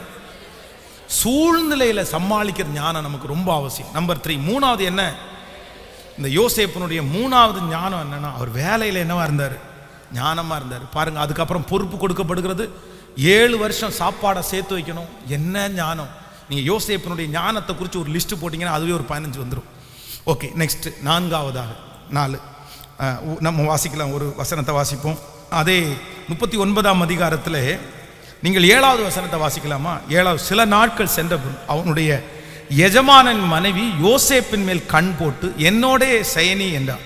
அவனோ தன் எஜமானுடைய மனைவிக்கு சொல்லுக்கு இணங்காமல் அவளை நோக்கி, இந்த வீட்டிலே என்னிடத்தில் இருக்கிறவைகளில் யாதொன்றை குறித்தும் என் ஆண்டவர் விசாரியாமல் தமக்கு உண்டான எல்லாவற்றையும் என் கையிலே ஒப்பு கொடுத்திருக்கிறார். போதும், நீங்க வீட்டில் போய் வாசிங்க. நம்பர் 4, 4வதாக இந்த யோசேப்பு மிகப்பெரிய ஆசீர்வாதத்துக்கு போறதுக்கு என்ன காரணம்னா, அவனுக்கு ஒரு பெரிய ஞானம் இருந்து, மனுஷனை குறித்த ஞானம் அவனுக்கு இருந்துச்சு. ஆமென் சொல்லுங்க. கையை கொடுத்து சொல்லுங்க, உங்களுக்கு எல்லா ஞானத்தை விட முக்கியமான ஞானம் மனுஷனை குறிச்ச அறிவு உங்களுக்கு வேணும். உங்களை டைரக்டா பிசாசு முன்னாடி வந்து உங்களை சோதிக்க மாட்டான். நான் தான் பிசாசு அப்படின்னு சொல்ல மாட்டான். யார் மூலமா தான் வருவான்? கேட்கல, பக்கத்து வீட்டுக்காரங்க மூலமா வருவான், வேலை செய்யற இடத்துல வருவான், படிக்கிற இடத்துல வருவான். நிறைய பேர் தங்களுடைய வாழ்க்கையிலே அவர்கள் தொலைச்சதெல்லாம் எங்க தான் தொலைச்சாங்கன்னா மனுஷனை குறிச்ச ஞானம் இல்லாதனால தான் தொலைச்சாங்க. ஐயோ இவன் இப்படிப்பட்டவன் தெரியாது, ஐயோ இப்படிப்பட்டவன் தெரியாது. வாலிப தம்பிகளுக்கு தங்கச்சிகளுக்கு ரொம்ப ஒரு பெரிய ஆலோசனை சொல்றேன். மகளே மகனே, உன் வாழ்க்கையில ரொம்ப இம்பார்ட்டன்ட் என்ன அப்படின்னா, நீ மனுஷனை குறிச்சு உனக்கு ஞானம் வேணும். அந்த அறிவு பெரிய அறிவு. உங்கள்கிட்ட பேச வர்ற மனுஷனை குறிச்சு உங்களுக்கு ஞானம் வேணும். உங்கள்கிட்ட பழக நினைக்கிற மனுஷங்களை குறிச்சு உங்களுக்கு ஞானம் வேணும். இந்த ஞானம் உங்களுக்கு இல்லாவிட்டால் நான் நம்புறேன். இங்க பாருங்க, இந்த யோசேப்புக்கு ஒரு ஸ்பெஷல் ஞானம் இருக்குது. அந்த போத்திபாருடைய மனைவி, அதுவும் ரொம்ப இம்பார்ட்டன்ட் என்னன்னா, அவனை தட்டி கேட்கறதுக்கு யாரும் இல்லை, அவன் அந்த இடத்துல தப்பு பண்ணா பார்க்கறதுக்கு யாரும் இல்லை. ஒரு வாலிப சகோதரனுக்கு சோதனையே இந்த ரெண்டு தான். ஒன்று, உனக்கு பார்க்கறதுக்கு யாரும் இல்லை, இன்னொன்று உன்னை கண்டிக்கிறதுக்கு யாரும் இல்லை. இந்த ரெண்டும் உன் வாழ்க்கையில பாவம் செய்யறதுக்கு ஒரு மிகப்பெரிய பிளஸ். இது ரெண்டும் இதுல ரெண்டுலையும் தப்பிக்கிறவங்க தான் கர்த்தர் பயன்படுத்துகிற பாத்திரம். யாரும் பார்க்கலனாலும் நான் பரிசுத்தமா வாழ்வேன், யாரும் என்னை ஸ்டிக் பண்ணலாலும் நான் பரிசுத்தமா வாழ்வேன். இதுதான் ஆண்டவருடைய பிள்ளை. இப்படிப்பட்டவங்கள தான் கர்த்தர் தேடுறாரு. அப்போ அந்த பாவம் செய்யறதுக்கு அந்த லேடி வந்து ஒரு நாள் இல்லை, அப்படியே அப்படியே நச்சு நச்சு நச்சு வா வா வா. என்னதான் இருந்தாலும் ஒரு வாலிப பையனா இருக்கும்போது இந்த டெம்டேஷனை கொடுத்து இழுத்து இழுத்து வா அப்படின்னு சொல்ல சொல்ல சொல்ல அவனுடைய மாம்சம் மேற்கொண்டிருக்கலாம். ஆனா அவனுக்கு ஒரு இப்போ என்ன சொல்றாங்க, என்னென்னமோ குறுக்கு புத்தி எல்லாம் போயிருக்கலாம். அவங்க என்னென்னமோ, அந்த லேடி என்னென்னமோ அவனுக்கு இது நிறைய உரிமைகளை கொடுத்துருக்கலாம், நான் இப்படி பண்றேன் அப்படி பண்றேன். ஆனா அவனுக்கு ஒரு பெரிய ஞானம் இருந்துச்சு. இல்ல, நம்ம இதுல மட்டும் விழுந்துட்டோம்னா நமக்கு ஆண்டவர் கொடுத்திருக்கிற தரிசனம் எதுவுமே, நீங்க நினைச்சு பாருங்க, ஒருவேளை இந்த யோசேப்பு அந்த தவறுல மட்டும் விழுந்திருந்தான்னா ராஜ சன்னிதானத்தில் அவனால் நின்றுக்க முடியுமா? அந்த உயர்வு அவனுக்கு கிடைச்சிருக்குமா? அதுதான் அவனை சிறைச்சாலைக்கு போக வச்சுச்சு. சிறைச்சாலை தான் வேலைக்காரனுக்கு தெரிய வச்சு, வேலைக்காரன் தான் ராஜாவுக்கு தெரிய வச்சான், ராஜா தான் அவனை உயர்த்தினார். எவ்வளவு பெரிய கர்த்தருடைய பிளான், திட்டம். அன்பு தேவனுடைய பிள்ளையே, ஆண்டவருடைய திட்டம் என்னன்னு உங்களுக்கு தெரியாது. ஆண்டவருடைய திட்டம் என்னன்னு தெரியாது. எப்பவுமே ஆண்டவர் அநியாயத்திற்கு துணை நிற்கிறவர் அல்ல, பாவத்திற்கு துணை நிற்கிறவர் அல்ல. பாவத்தோட வர்ற ஆசீர்வாதத்தை கர்த்தர் விரும்புறதில்லை. ஆண்டவரிடத்துல கேளுங்க. இன்னைக்கு இருக்க நிறைய பேர் ஏமாந்து போனது மனுஷனால, கற்பை இழந்தது மனுஷனால, பணத்தை இழந்தது மனுஷனால, ஏன் எதிர்காலத்தையே இழந்தது நிறைய பேர் மனுஷனால. இந்த அறிவு எனக்கு இல்லை, இந்த அறிவு எனக்கு இல்லை. ஆண்டவரிடத்துல கேளுங்க, ஆண்டவரே எங்கிட்ட யார் பேச வந்தாலும், ஸ்பெஷலாக வாலிப தங்கச்சிகளுக்கு ரொம்ப அழகான ஒரு ஆலோசனை. நான் கவனிங்க, வாலிப தங்கச்சி எல்லாம், உனக்கு மனுஷனை குறித்து ரொம்ப அறிவு வேணும் பிள்ளைகளே, ரொம்ப அறிவு வேணும். அதுவும் பசங்களை குறிச்சும் பிள்ளைகளை குறிச்சும் உனக்கு ரொம்ப அறிவு வேணும். நீ உங்ககிட்ட பேச பழகுற இது வாலிப டைம், கொஞ்ச நாளைக்கு தான், ஒரு 7 வருஷம் 8 வருஷம். நான் சொல்றேன், உனக்கு அவ்வளவு டெம்டேஷன்ஸ் இருக்கு தான் செய்யும். ஆனா காலத்துக்கு முன்னாடி நீ கல்யாணம் பண்றதுக்குன்னு ஒரு நாள் இருக்குது, நீ ஒரு பையனை நேசிக்கிறதுக்குன்னு ஒரு நாள் இருக்குது, நீ குழந்தை பெத்துக்கிறதுக்குன்னு ஒரு நாள் இருக்குது. உங்களுக்கும் அப்படிதான், எல்லாத்துக்கும் ஒரு காலம் இருக்குது. ஆனா சத்துரு வந்து அந்த காலத்துக்கு முன்னாடி ஒன்று அவசரப்படுத்துவான். நீ ஒரு பர்சனை, ஒரு பையனை நீ இப்ப அம்மா அப்பாவை தான் நேசிக்கணும், நீ இப்போ ஆண்டவரை தான் நேசிக்கணும். ஆனா அந்த நேரத்தில் இன்னொரு பையனை நேசிக்கிறதுக்கு, இன்னொரு பொண்ணை நேசிக்கிறதுக்கு நீ அதுல ரொம்ப கவனமா இருக்கணும். நீ நேசிக்கிறதுக்கு ஒரு காலம் வரும். ஆனா இப்ப இந்த காலத்துல நீ கரெக்டா இல்லைன்னா நெக்ஸ்ட் நீ நேசிக்கிற காலம் வரும்போது உங்களுக்குள்ள பிரிவினை பிரிவினை பிரிவினையா இருக்கும். எப்பவுமே பாவம் வந்து பாம்பு மாதிரி, அது உங்களுக்கு விஷம் எப்பவும் இருந்துட்டே இருக்கும். கேர்ஃபுல். ஒரு பாவம் செஞ்சு மன்னிப்பு கேட்டோன்னா விட்டுலான்னு நினைச்சிடாதீங்க, அது தொடர்ந்துட்டே இருக்கும் சில நேரத்தில். அதனால ரொம்ப கேர்ஃபுல்லா இருக்கணும். நான் சொல்றேன், தீனாள் அழகான பெண், அத்தனை சகோதரர்கள் மத்தியிலே வாழ்ந்த ஒரே ஒரு பெண். ஆனா அந்த ஊரினுடைய ராஜாவினுடைய பையன் பேசின உடனே அவளுடைய மனசுக்கு என்ன பண்ணிச்சாமா, அதான் இன்பமா இருந்துச்சாமா. பேசின உடனே அவன் மனசை விட்டுட்டான். அவன் பார்த்து அந்த அந்த அந்த ஒன்னே ஒன்னைய அவன் பயன்படுத்தி அந்த புள்ளைய கற்பழிச்சிட்டான்ல.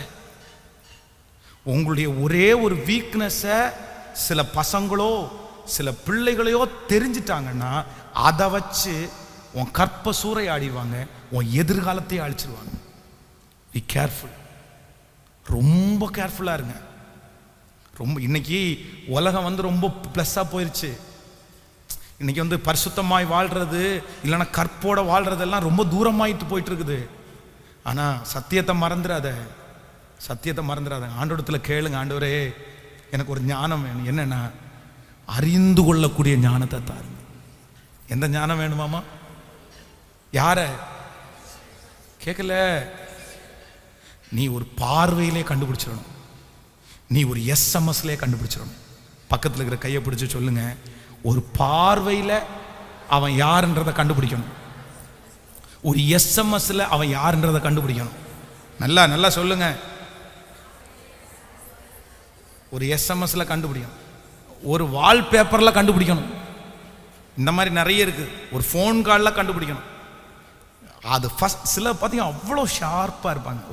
ஒரு எஸ்எம்எஸ் வந்த உடனே குட் நைட் அப்படின்ற எஸ்எம்எஸ் வந்துச்சுனாலே சிலர் கண்டுபிடிச்சிருவாங்க. இந்த நேரத்துக்கு இந்த டைமுக்கு இந்த பையன் இல்லைன்னா இந்த பொண்ணு ஏன் குட் நைட்டு எனக்கு அனுப்பணும், இதனுடைய ரீசன் என்ன?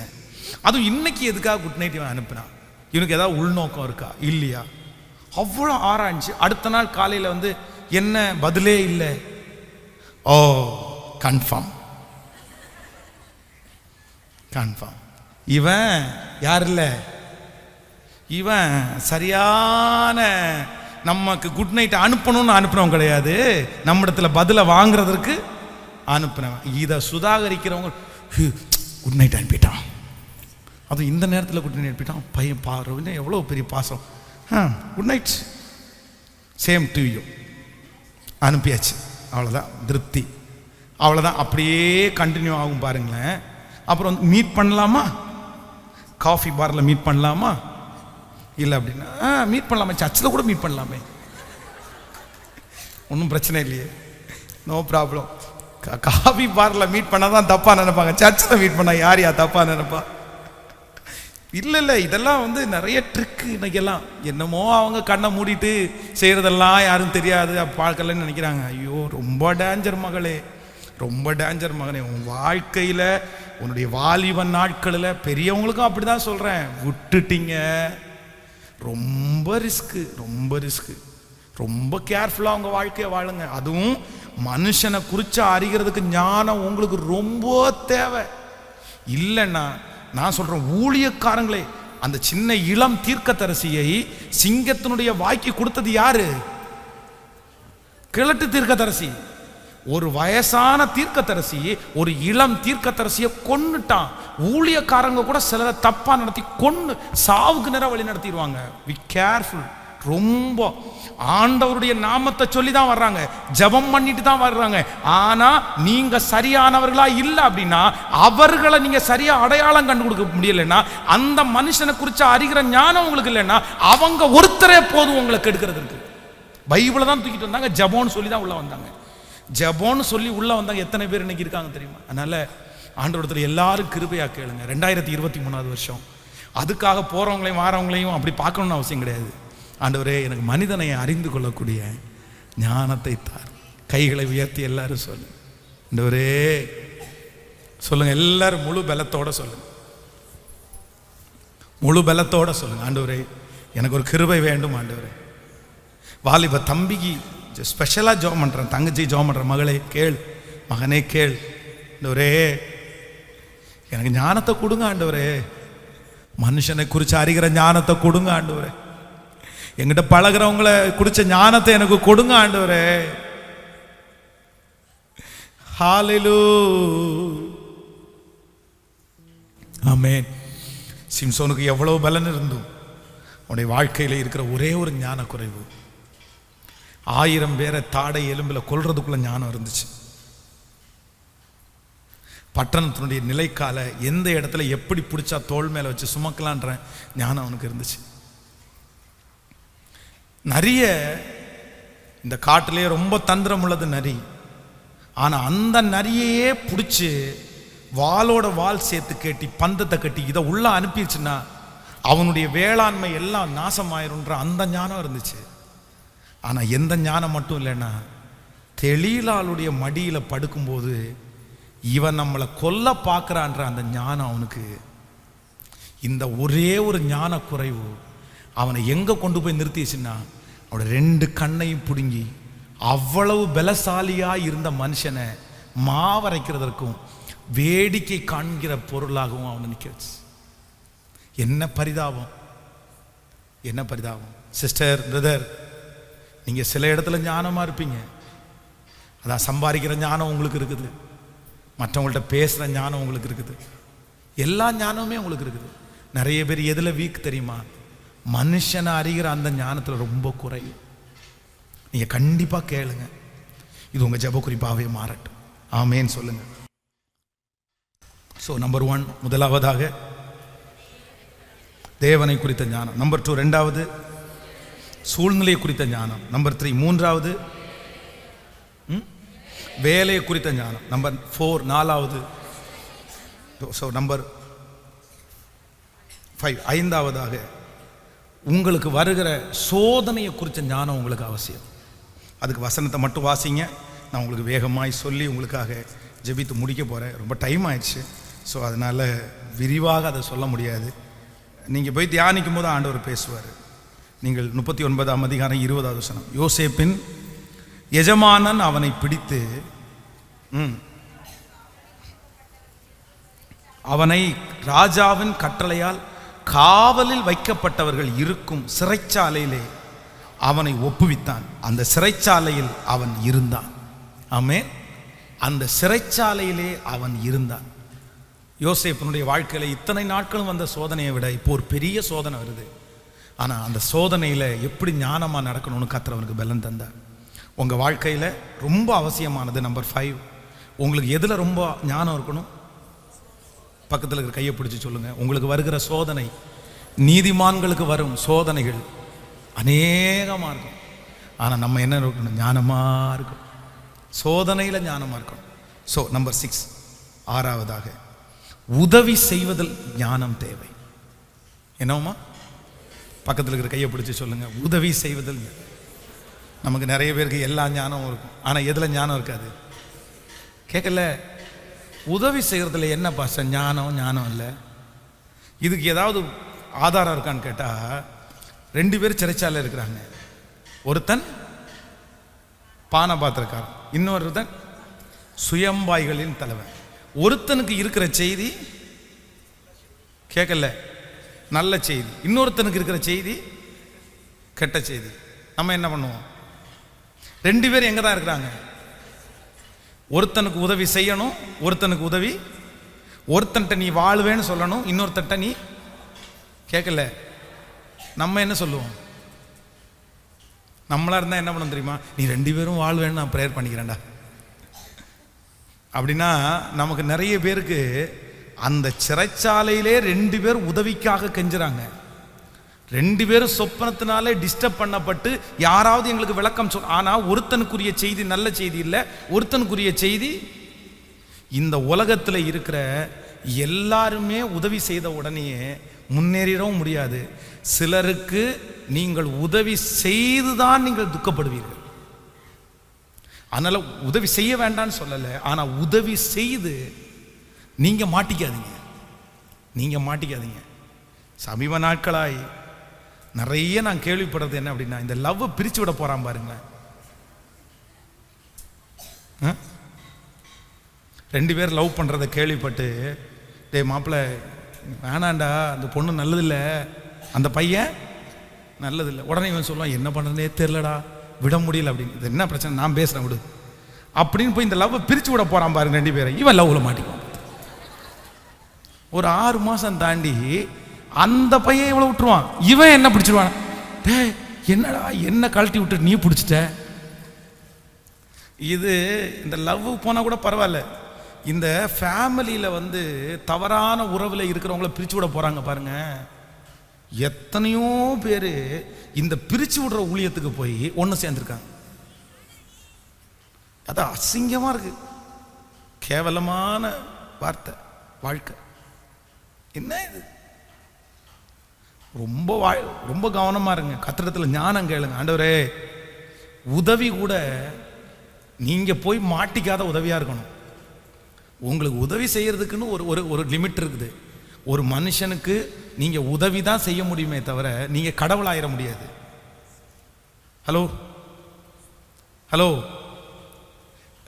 தூதன் குளத்துல கலக்கிறதுக்காக வர்றாரு. யாரு முன்னாடி குதிக்கிறாங்களோ அவங்களுக்கு. இப்போ 38 வருஷமா வியாதியா இருக்கிற ஒரு மனுஷன் குளத்தினுடைய கரையில இருக்கிறான். இந்த தூதனுக்கு தெரிஞ்சிருக்குமா தெரிஞ்சிருக்காதா? கேட்கல. எல்லாரும் சொல்லுங்க. 38 வருஷமா இவன் பாடுபடுறானே, அவன்கிட்ட போய் நின்று, டேய் நான் உனக்கு உதவி செய்கிறேன் அப்படின்னு சொல்லியிருக்கலாமா? ஆனால் அந்த தூதன் என்ன பண்ணலை. இந்த தூதனுக்கு கொடுக்கப்பட்டிருக்கிற வேலை ஒரே வேலை. என்ன வேலை? குளத்தை கலக்கிறதுக்கு மட்டும்தான் உன் வேலை.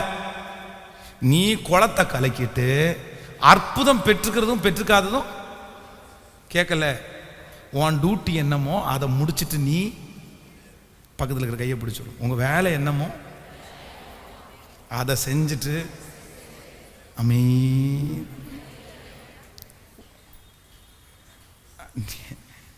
ஆண்டவராகிய இயேசு கிறிஸ்துவனுடைய வேலையை நீங்க செய்ய போனீங்கன்னா நமக்கு நிறைய பேர் இயேசு கிறிஸ்து ஆயிடுவாங்க. நிறைய பேர் என்னது, நான் கர்த்தரின் பிள்ளை, எனக்கு அப்படி தெரியாது. அதான் நான் ஒரு டைம் பிரசங்கம், எனக்கு யாரையும் முகம் முறிச்சு பேச தெரியாது. இருக்கீங்களா நீங்க அப்படி? அதாவது நான் ரொம்ப சாஃப்ட், நான் அப்படியெல்லாம் எடுத்தறிஞ்சு. நான் சொல்றேன், முகம் முறிச்சு பேச வேண்டிய இடத்துல கேட்கல. அப்படி பேசலைன்னா அந்த பாவத்துக்கு நீங்க ஒத்து போறீங்கன்னு அர்த்தம். ஒருத்தருக்கு நோ இது நடக்காது, இது எங்கிட்ட நடக்காதுன்னு சொல்றத ஸ்ட்ரெயிட் ஃபார்வர்டா சில விஷயத்த உடனே டக்குன்னு அந்த இடத்துல சொல்லிடணும். என்ன பண்ணிட்டு இருக்க, என்ன பேசிட்டு இருக்க அப்படின்னு சொல்லணும். இல்ல அவனை மனசை கஷ்டப்படுத்திடுவோமோ, ஏதாவது நினைச்சிடுவானோன்னு நினைச்சு நீங்க அமைதியா இருக்கிறதையே ஆப்போசிட்ல இருக்கிற நபர் பிளஸ்ஸா எடுத்துட்டாங்கன்னா சொல்லுங்க. அப்படி எடுத்திருக்காங்களா? அது உங்களுக்கு டேஞ்சர் தானே.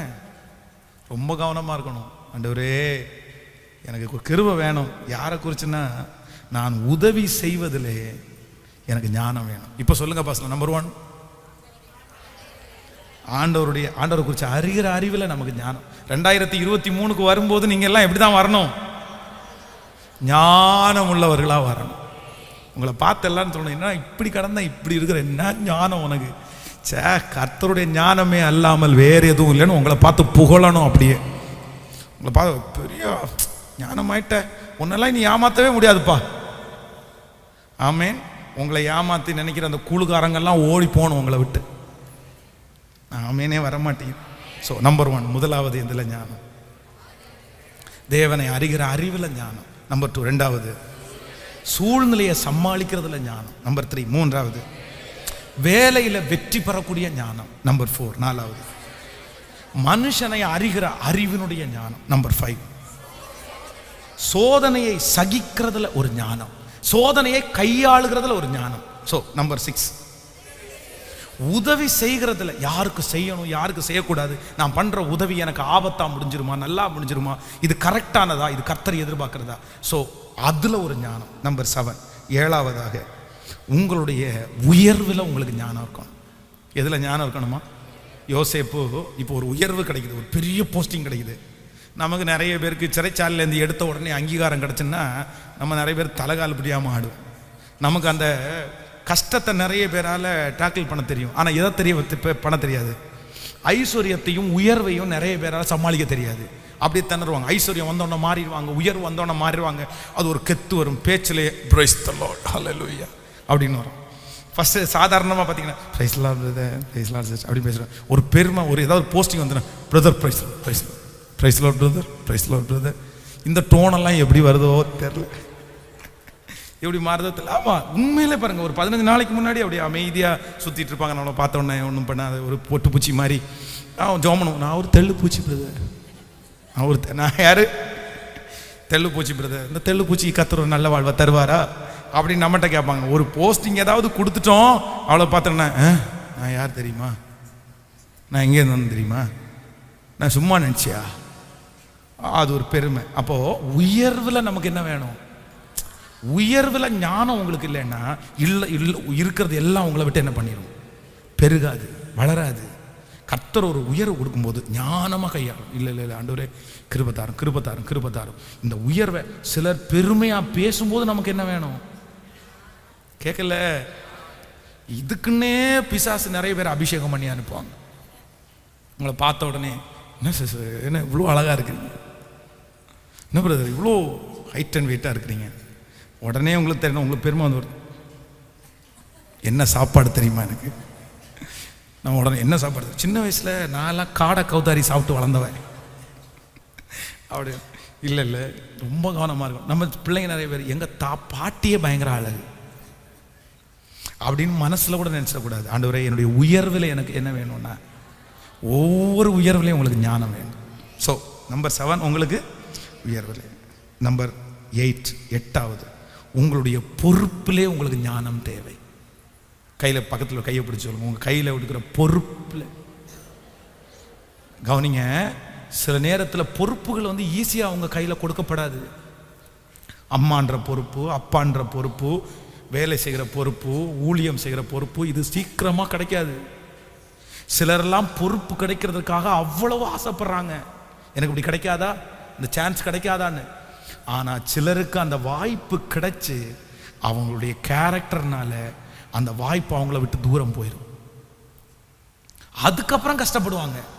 உன்னை இழந்ததற்கு பிறகு நீங்கள் வருத்தப்படக்கூடாது. உங்களுக்கு கொடுக்குற ஒவ்வொரு பொறுப்புலையும் நீங்கள் ரொம்ப கவனமாக ஞானமாக செயல்படணும். ஆமேன்னு சொல்லுங்கள். புரியுதா உங்களுக்கு? உங்களுடைய பொறுப்பில் ரொம்ப கவனமாக இருங்க. ஸோ நம்பர் 9 சொந்தக்காரர்கள் விஷயத்தில் ஞானம். பக்கத்தில் கையை பிடிச்சி சொல்லுங்கள். கூட பிறந்த அண்ணன் தம்பியாக இருந்தாலும் சொந்தக்காரங்களாக இருந்தாலும் உங்களுக்கு என்ன வேணும்? இதுக்கு என்ன வசன ஆதாரம்? அந்த யோசேப்பினுடைய சகோதரர்கள் எல்லாரும் வருவாங்க. யாரை பார்க்கறதுக்கு? பார்வோனை பார்க்கறதுக்காக வருவாங்க. அவங்க அப்பா அம்மா எல்லாம் வருவாங்க. வந்த உடனே 2 பேரை மட்டும் தனியாக கூப்பிடுவான். இந்த பாரு, ராஜா உங்களை பார்த்து என்ன வேலை செய்கிறேன்னு கேட்பாரு. அப்போ நீங்கள் என்ன சொல்லணும்? நாங்கள் எல்லாம் மேய்ப்பர்கள். நாங்கள் மட்டும் இல்லை, எங்கள் தாத்தா பாட்டி காலத்திலிருந்து எல்லாருமே அதான் அழுத்தம் திருத்தமாக சொல்லி அனுப்புவார். ஏன் அப்படின்னா, இவனும் பொய் சொன்னாலும் இவங்க இந்த ஊரில் தங்குறதுக்காக ஏதாவது பொய் சொல்லிட்டானுன்னா மாற்றுறது யார் தான்? இது வரைக்கும் நம்ம பேரை நம்ம காப்பாற்றிட்டு இருக்கிறோம். எப்போவுமே இவனும் அண்ணன் தம்பியை நம்ம என்ன பண்ண முடியாது. இவனும் ஆடை அடித்து சாப்பிட்டுட்டு நான் சாப்பிட்டேன்னு சொல்கிற ஆட்கள் அல்லவா. அப்போ அந்த இடத்துல அவ்வளோ ஞானமாக யோசிப்பு இல்லை சொல்லுங்க. அப்படின்னா சொந்தக்காரங்க விஷயத்தில் கூட பிறந்தவங்கன்னா கூட எந்த இடத்துலன்னா இந்த காரியத்தை சொல்லணும். இந்த காரியத்தை நமக்கு நிறைய பேருக்கு சொந்தக்காரங்களை பார்த்த உடனே அப்படியே குஷி ஆயிடுது. ஐயோ எங்கள் அம்மா, ஐயோ எங்கள் அண்ணன், அங்கே ஐயோ எங்கள் இல்லை சொந்தக்கார கையாளுகிறதுல ஒரு ஞானம் இருக்குது. நீங்கள் சொந்தக்காரங்களை கரெக்டாக கையாளலைன்னா எந்த சொந்தக்காரங்களுக்காக நீங்கள் பாசம் காமிக்கிறீங்களோ அவர்களே உங்கள் மனசை காயப்படுத்தி உடைச்சி உங்களை நஷ்டப்படுத்துறது கூட காரணமாயிருவாங்க. கேர்ஃபுல்லாக இருங்க. சொந்தக்கார விஷயத்தில் ரொம்ப கேர்ஃபுல்லாக இருங்க. ஆமேன்னு சொல்லுங்கள். ஸோ நம்பர் 10 10வது தன்னுடைய மரணத்திலே ஞானம். எதில்?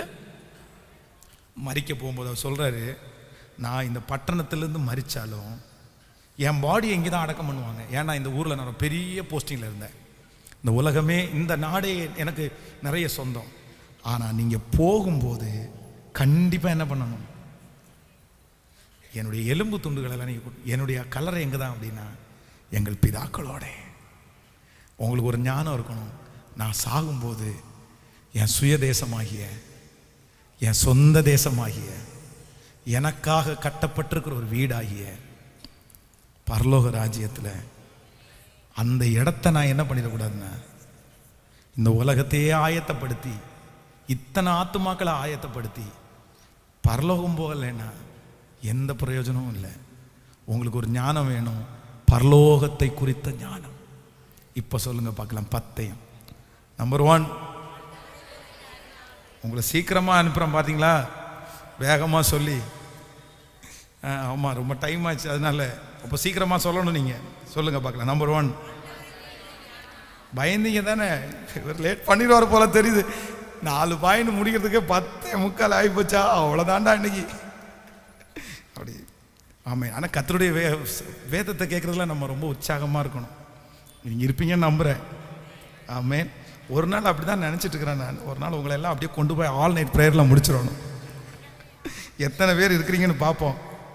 ஆண்டவர்கள் ஆசீர்வதிப்பார். நம்பர் 1, முதலாவது, ஆண்டவரே உங்களை குறித்து ஞானம். எழுதுறவங்க எழுதி கொள்ளுங்கள், உங்களை குறித்த ஒரு ஞானம் வேணும். நம்பர் 2, ரெண்டாவது, ஆண்டவரே எந்த சூழ்நிலை இருந்தாலும் அந்த சூழ்நிலையை சமாளிக்கக்கூடிய ஒரு ஞானம் எனக்கு வேணும். நம்பர் 3, மூன்றாவது, எனக்கு கொடுத்துருக்கிற வேலையில் நான் உயர்றதுக்கு, மல்டிப்ளை ஆகிறதுக்கு கண்டிப்பாக எனக்கு ஒரு ஞானத்தை 2023 எனக்கு தரணும். நம்பர் 4, நாலாவது, ஆண்டவரே இந்த உலகத்தில் என் கூட இருக்கிற மனுஷங்களை குறித்து எனக்கு ஒரு ஞானத்தை, யார் எங்கிட்ட எப்படி பழகிறா, எப்படி வர்றா, அவங்க என்ன ஏது, அந்த ஞானத்தை எனக்கு தரணும் ஏசப்பா. ஸோ நம்பர் 5, ஆண்டவரே சோதனையில் எனக்கு என்ன வேணும் அப்படின்னா, சோதனையில் நான் தப்பி பிழைக்கிறதுக்கு எனக்கு ஞானமாக சோதனையில் இருக்கணும் ஆண்டவரே. நம்பர் 6, ஆறாவது, ஆண்டவரே நான் யாருக்கு ஹெல்ப் பண்ணாலும் அதில் எனக்கு ஞானமாக என்ன பண்ணணும், நான் யாருக்காகவும் ஜாமீனில் நின்று நான் செத்து போயிடக்கூடாது ஆண்டவரே, எனக்கு அந்த கிருபை தாருன்னு கேட்கணும். ஸோ நம்பர் 7, என்னுடைய உயர்வில் எனக்கு ஒரு ஞானத்தை கொடுங்க ஆண்டவர். நான் உயரும்போது ரொம்ப கேர்ஃபுல்லாக ஞானமாக உயரணும், அந்த கிருபை தாருங்கப்பா. ஸோ நம்பர் 8, ஆண்டவரே எனக்கு கொடுக்குற பொறுப்பில் நான் என்னவா இருக்கணும் அப்படின்னா, நான் ஞானமாக அதை காப்பாற்றிக்கணும் ஆண்டவரே. நம்பர் 9, 9, சொந்தக்காரங்கள், நண்பர்கள், கூட பிறந்த உறவுகளில் நான் என்னவா இருக்கணும் அப்படின்னா. ஸோ நம்பர் 10, 10வது, எதில் ஞாபகம், ஒரு பெரிய A4 ஷீட்டில் இதை அழகாக பிரிண்ட் பண்ணி வீட்டுக்கு முன்னாடி ஒட்டி நியூ இயருக்கு வர்றதுக்குள்ளே உங்கள்கிட்ட கேட்பேன், 5000 டைம் ஜெபம் பண்ணணும். கை தூக்குங்க பார்க்கலாம், அப்படி செய்கிறேன்றவங்க கை தூக்கு. 5000. ஆண்டவரே இந்த கையெல்லாம் நீங்கள் பார்க்குறீங்க ஆண்டவரே, உங்கள் சமூகத்தில் போய் சொல்லவே முடியாத ஆண்டவரே, நான் சொல்வதெல்லாம் உண்மை ஆண்டவரே. ஆமென். ஆண்டவர் உங்களை செய்வார். இந்த ஆசை இருக்குது, அதுவே கர்த்தர் நிறைவேற்றுவார். ஸோ அப்போ நெக்ஸ்ட் இயர் பியூட்டிஃபுல் இயர், கர்த்தர் நம்மளை நடத்துகிற இயர், ஆண்டவர் வெற்றியாய் நடத்துவார். ஆமென். ஒன்றும் உங்களுக்கு குறைவுபட்டு போகாது. இந்த வருஷம் நீங்கள் பார்த்த சகல துன்பத்திற்கும் ஆசீர்வாதத்தை கர்த்தர் தருவார். நிறைய பேருக்கு நம்முடைய திருச்சபையிலே முடிசூட்டுதல் நடக்க போகிறது. நிறைய பேருடைய குழந்தைகளை பிரதிஷ்டை பண்ண போகுது. நிறைய பேருடைய வீடுகள் பிரதிஷ்டை பண்ண போடுகிறது. புதிய புதிய தொழில்கள் ஆரம்பிக்கப்பட போகிறது. நிறைய பேருடைய வருமானத்தை கர்த்தர் பெருக பண்ண போகிறார். சம்பள உயர்வுகளை கர்த்தர் நிறைய பேருக்கு கொடுக்க போகிறார். குடும்பத்தில் நல்ல ஐக்கியத்தை கர்த்தர் கொடுக்க போகிறார். பிரிந்திருக்கிற அநேக குடும்பங்கள் ஒன்று சேர போகிறது. நிறைய அடிமைத்தனத்தில் இருக்கிறவர்களை கர்த்தர் வெளியே கொண்டு வர போகிறார். நம்முடைய திருச்சபையில் வருகிற வாலிபர்களை, சத்தத்தை கேட்கிற நிறைய வாலிபர்களை வருகிற ஆண்டு கர்த்தர் யூஸ் பண்ற, கர்த்தர் தன்னுடைய கரத்தில் எடுத்து பயன்படுத்துகிற வாலிபர்களை கர்த்தர் இங்கே எழுப்ப போகிறார். நம்முடைய திருச்சபை வளர்ந்து பெருக போகிறது. நம்ம எக்ஸ்டென்ஷன் பண்ணுகிற அந்த இடமெல்லாம் நிரம்பி வழிய போகிறது. வருகிற ஆண்டு முடிகிறதுக்குள்ளே எக்ஸ்டென்ஷன் பண்ணுகிற இடம் முழுக்க நிரம்பி வழிய போகிறது. ஹல்லேலூயா. God bless you. ஆண்டவர் உங்களை ஆசீர்வதிப்பார்.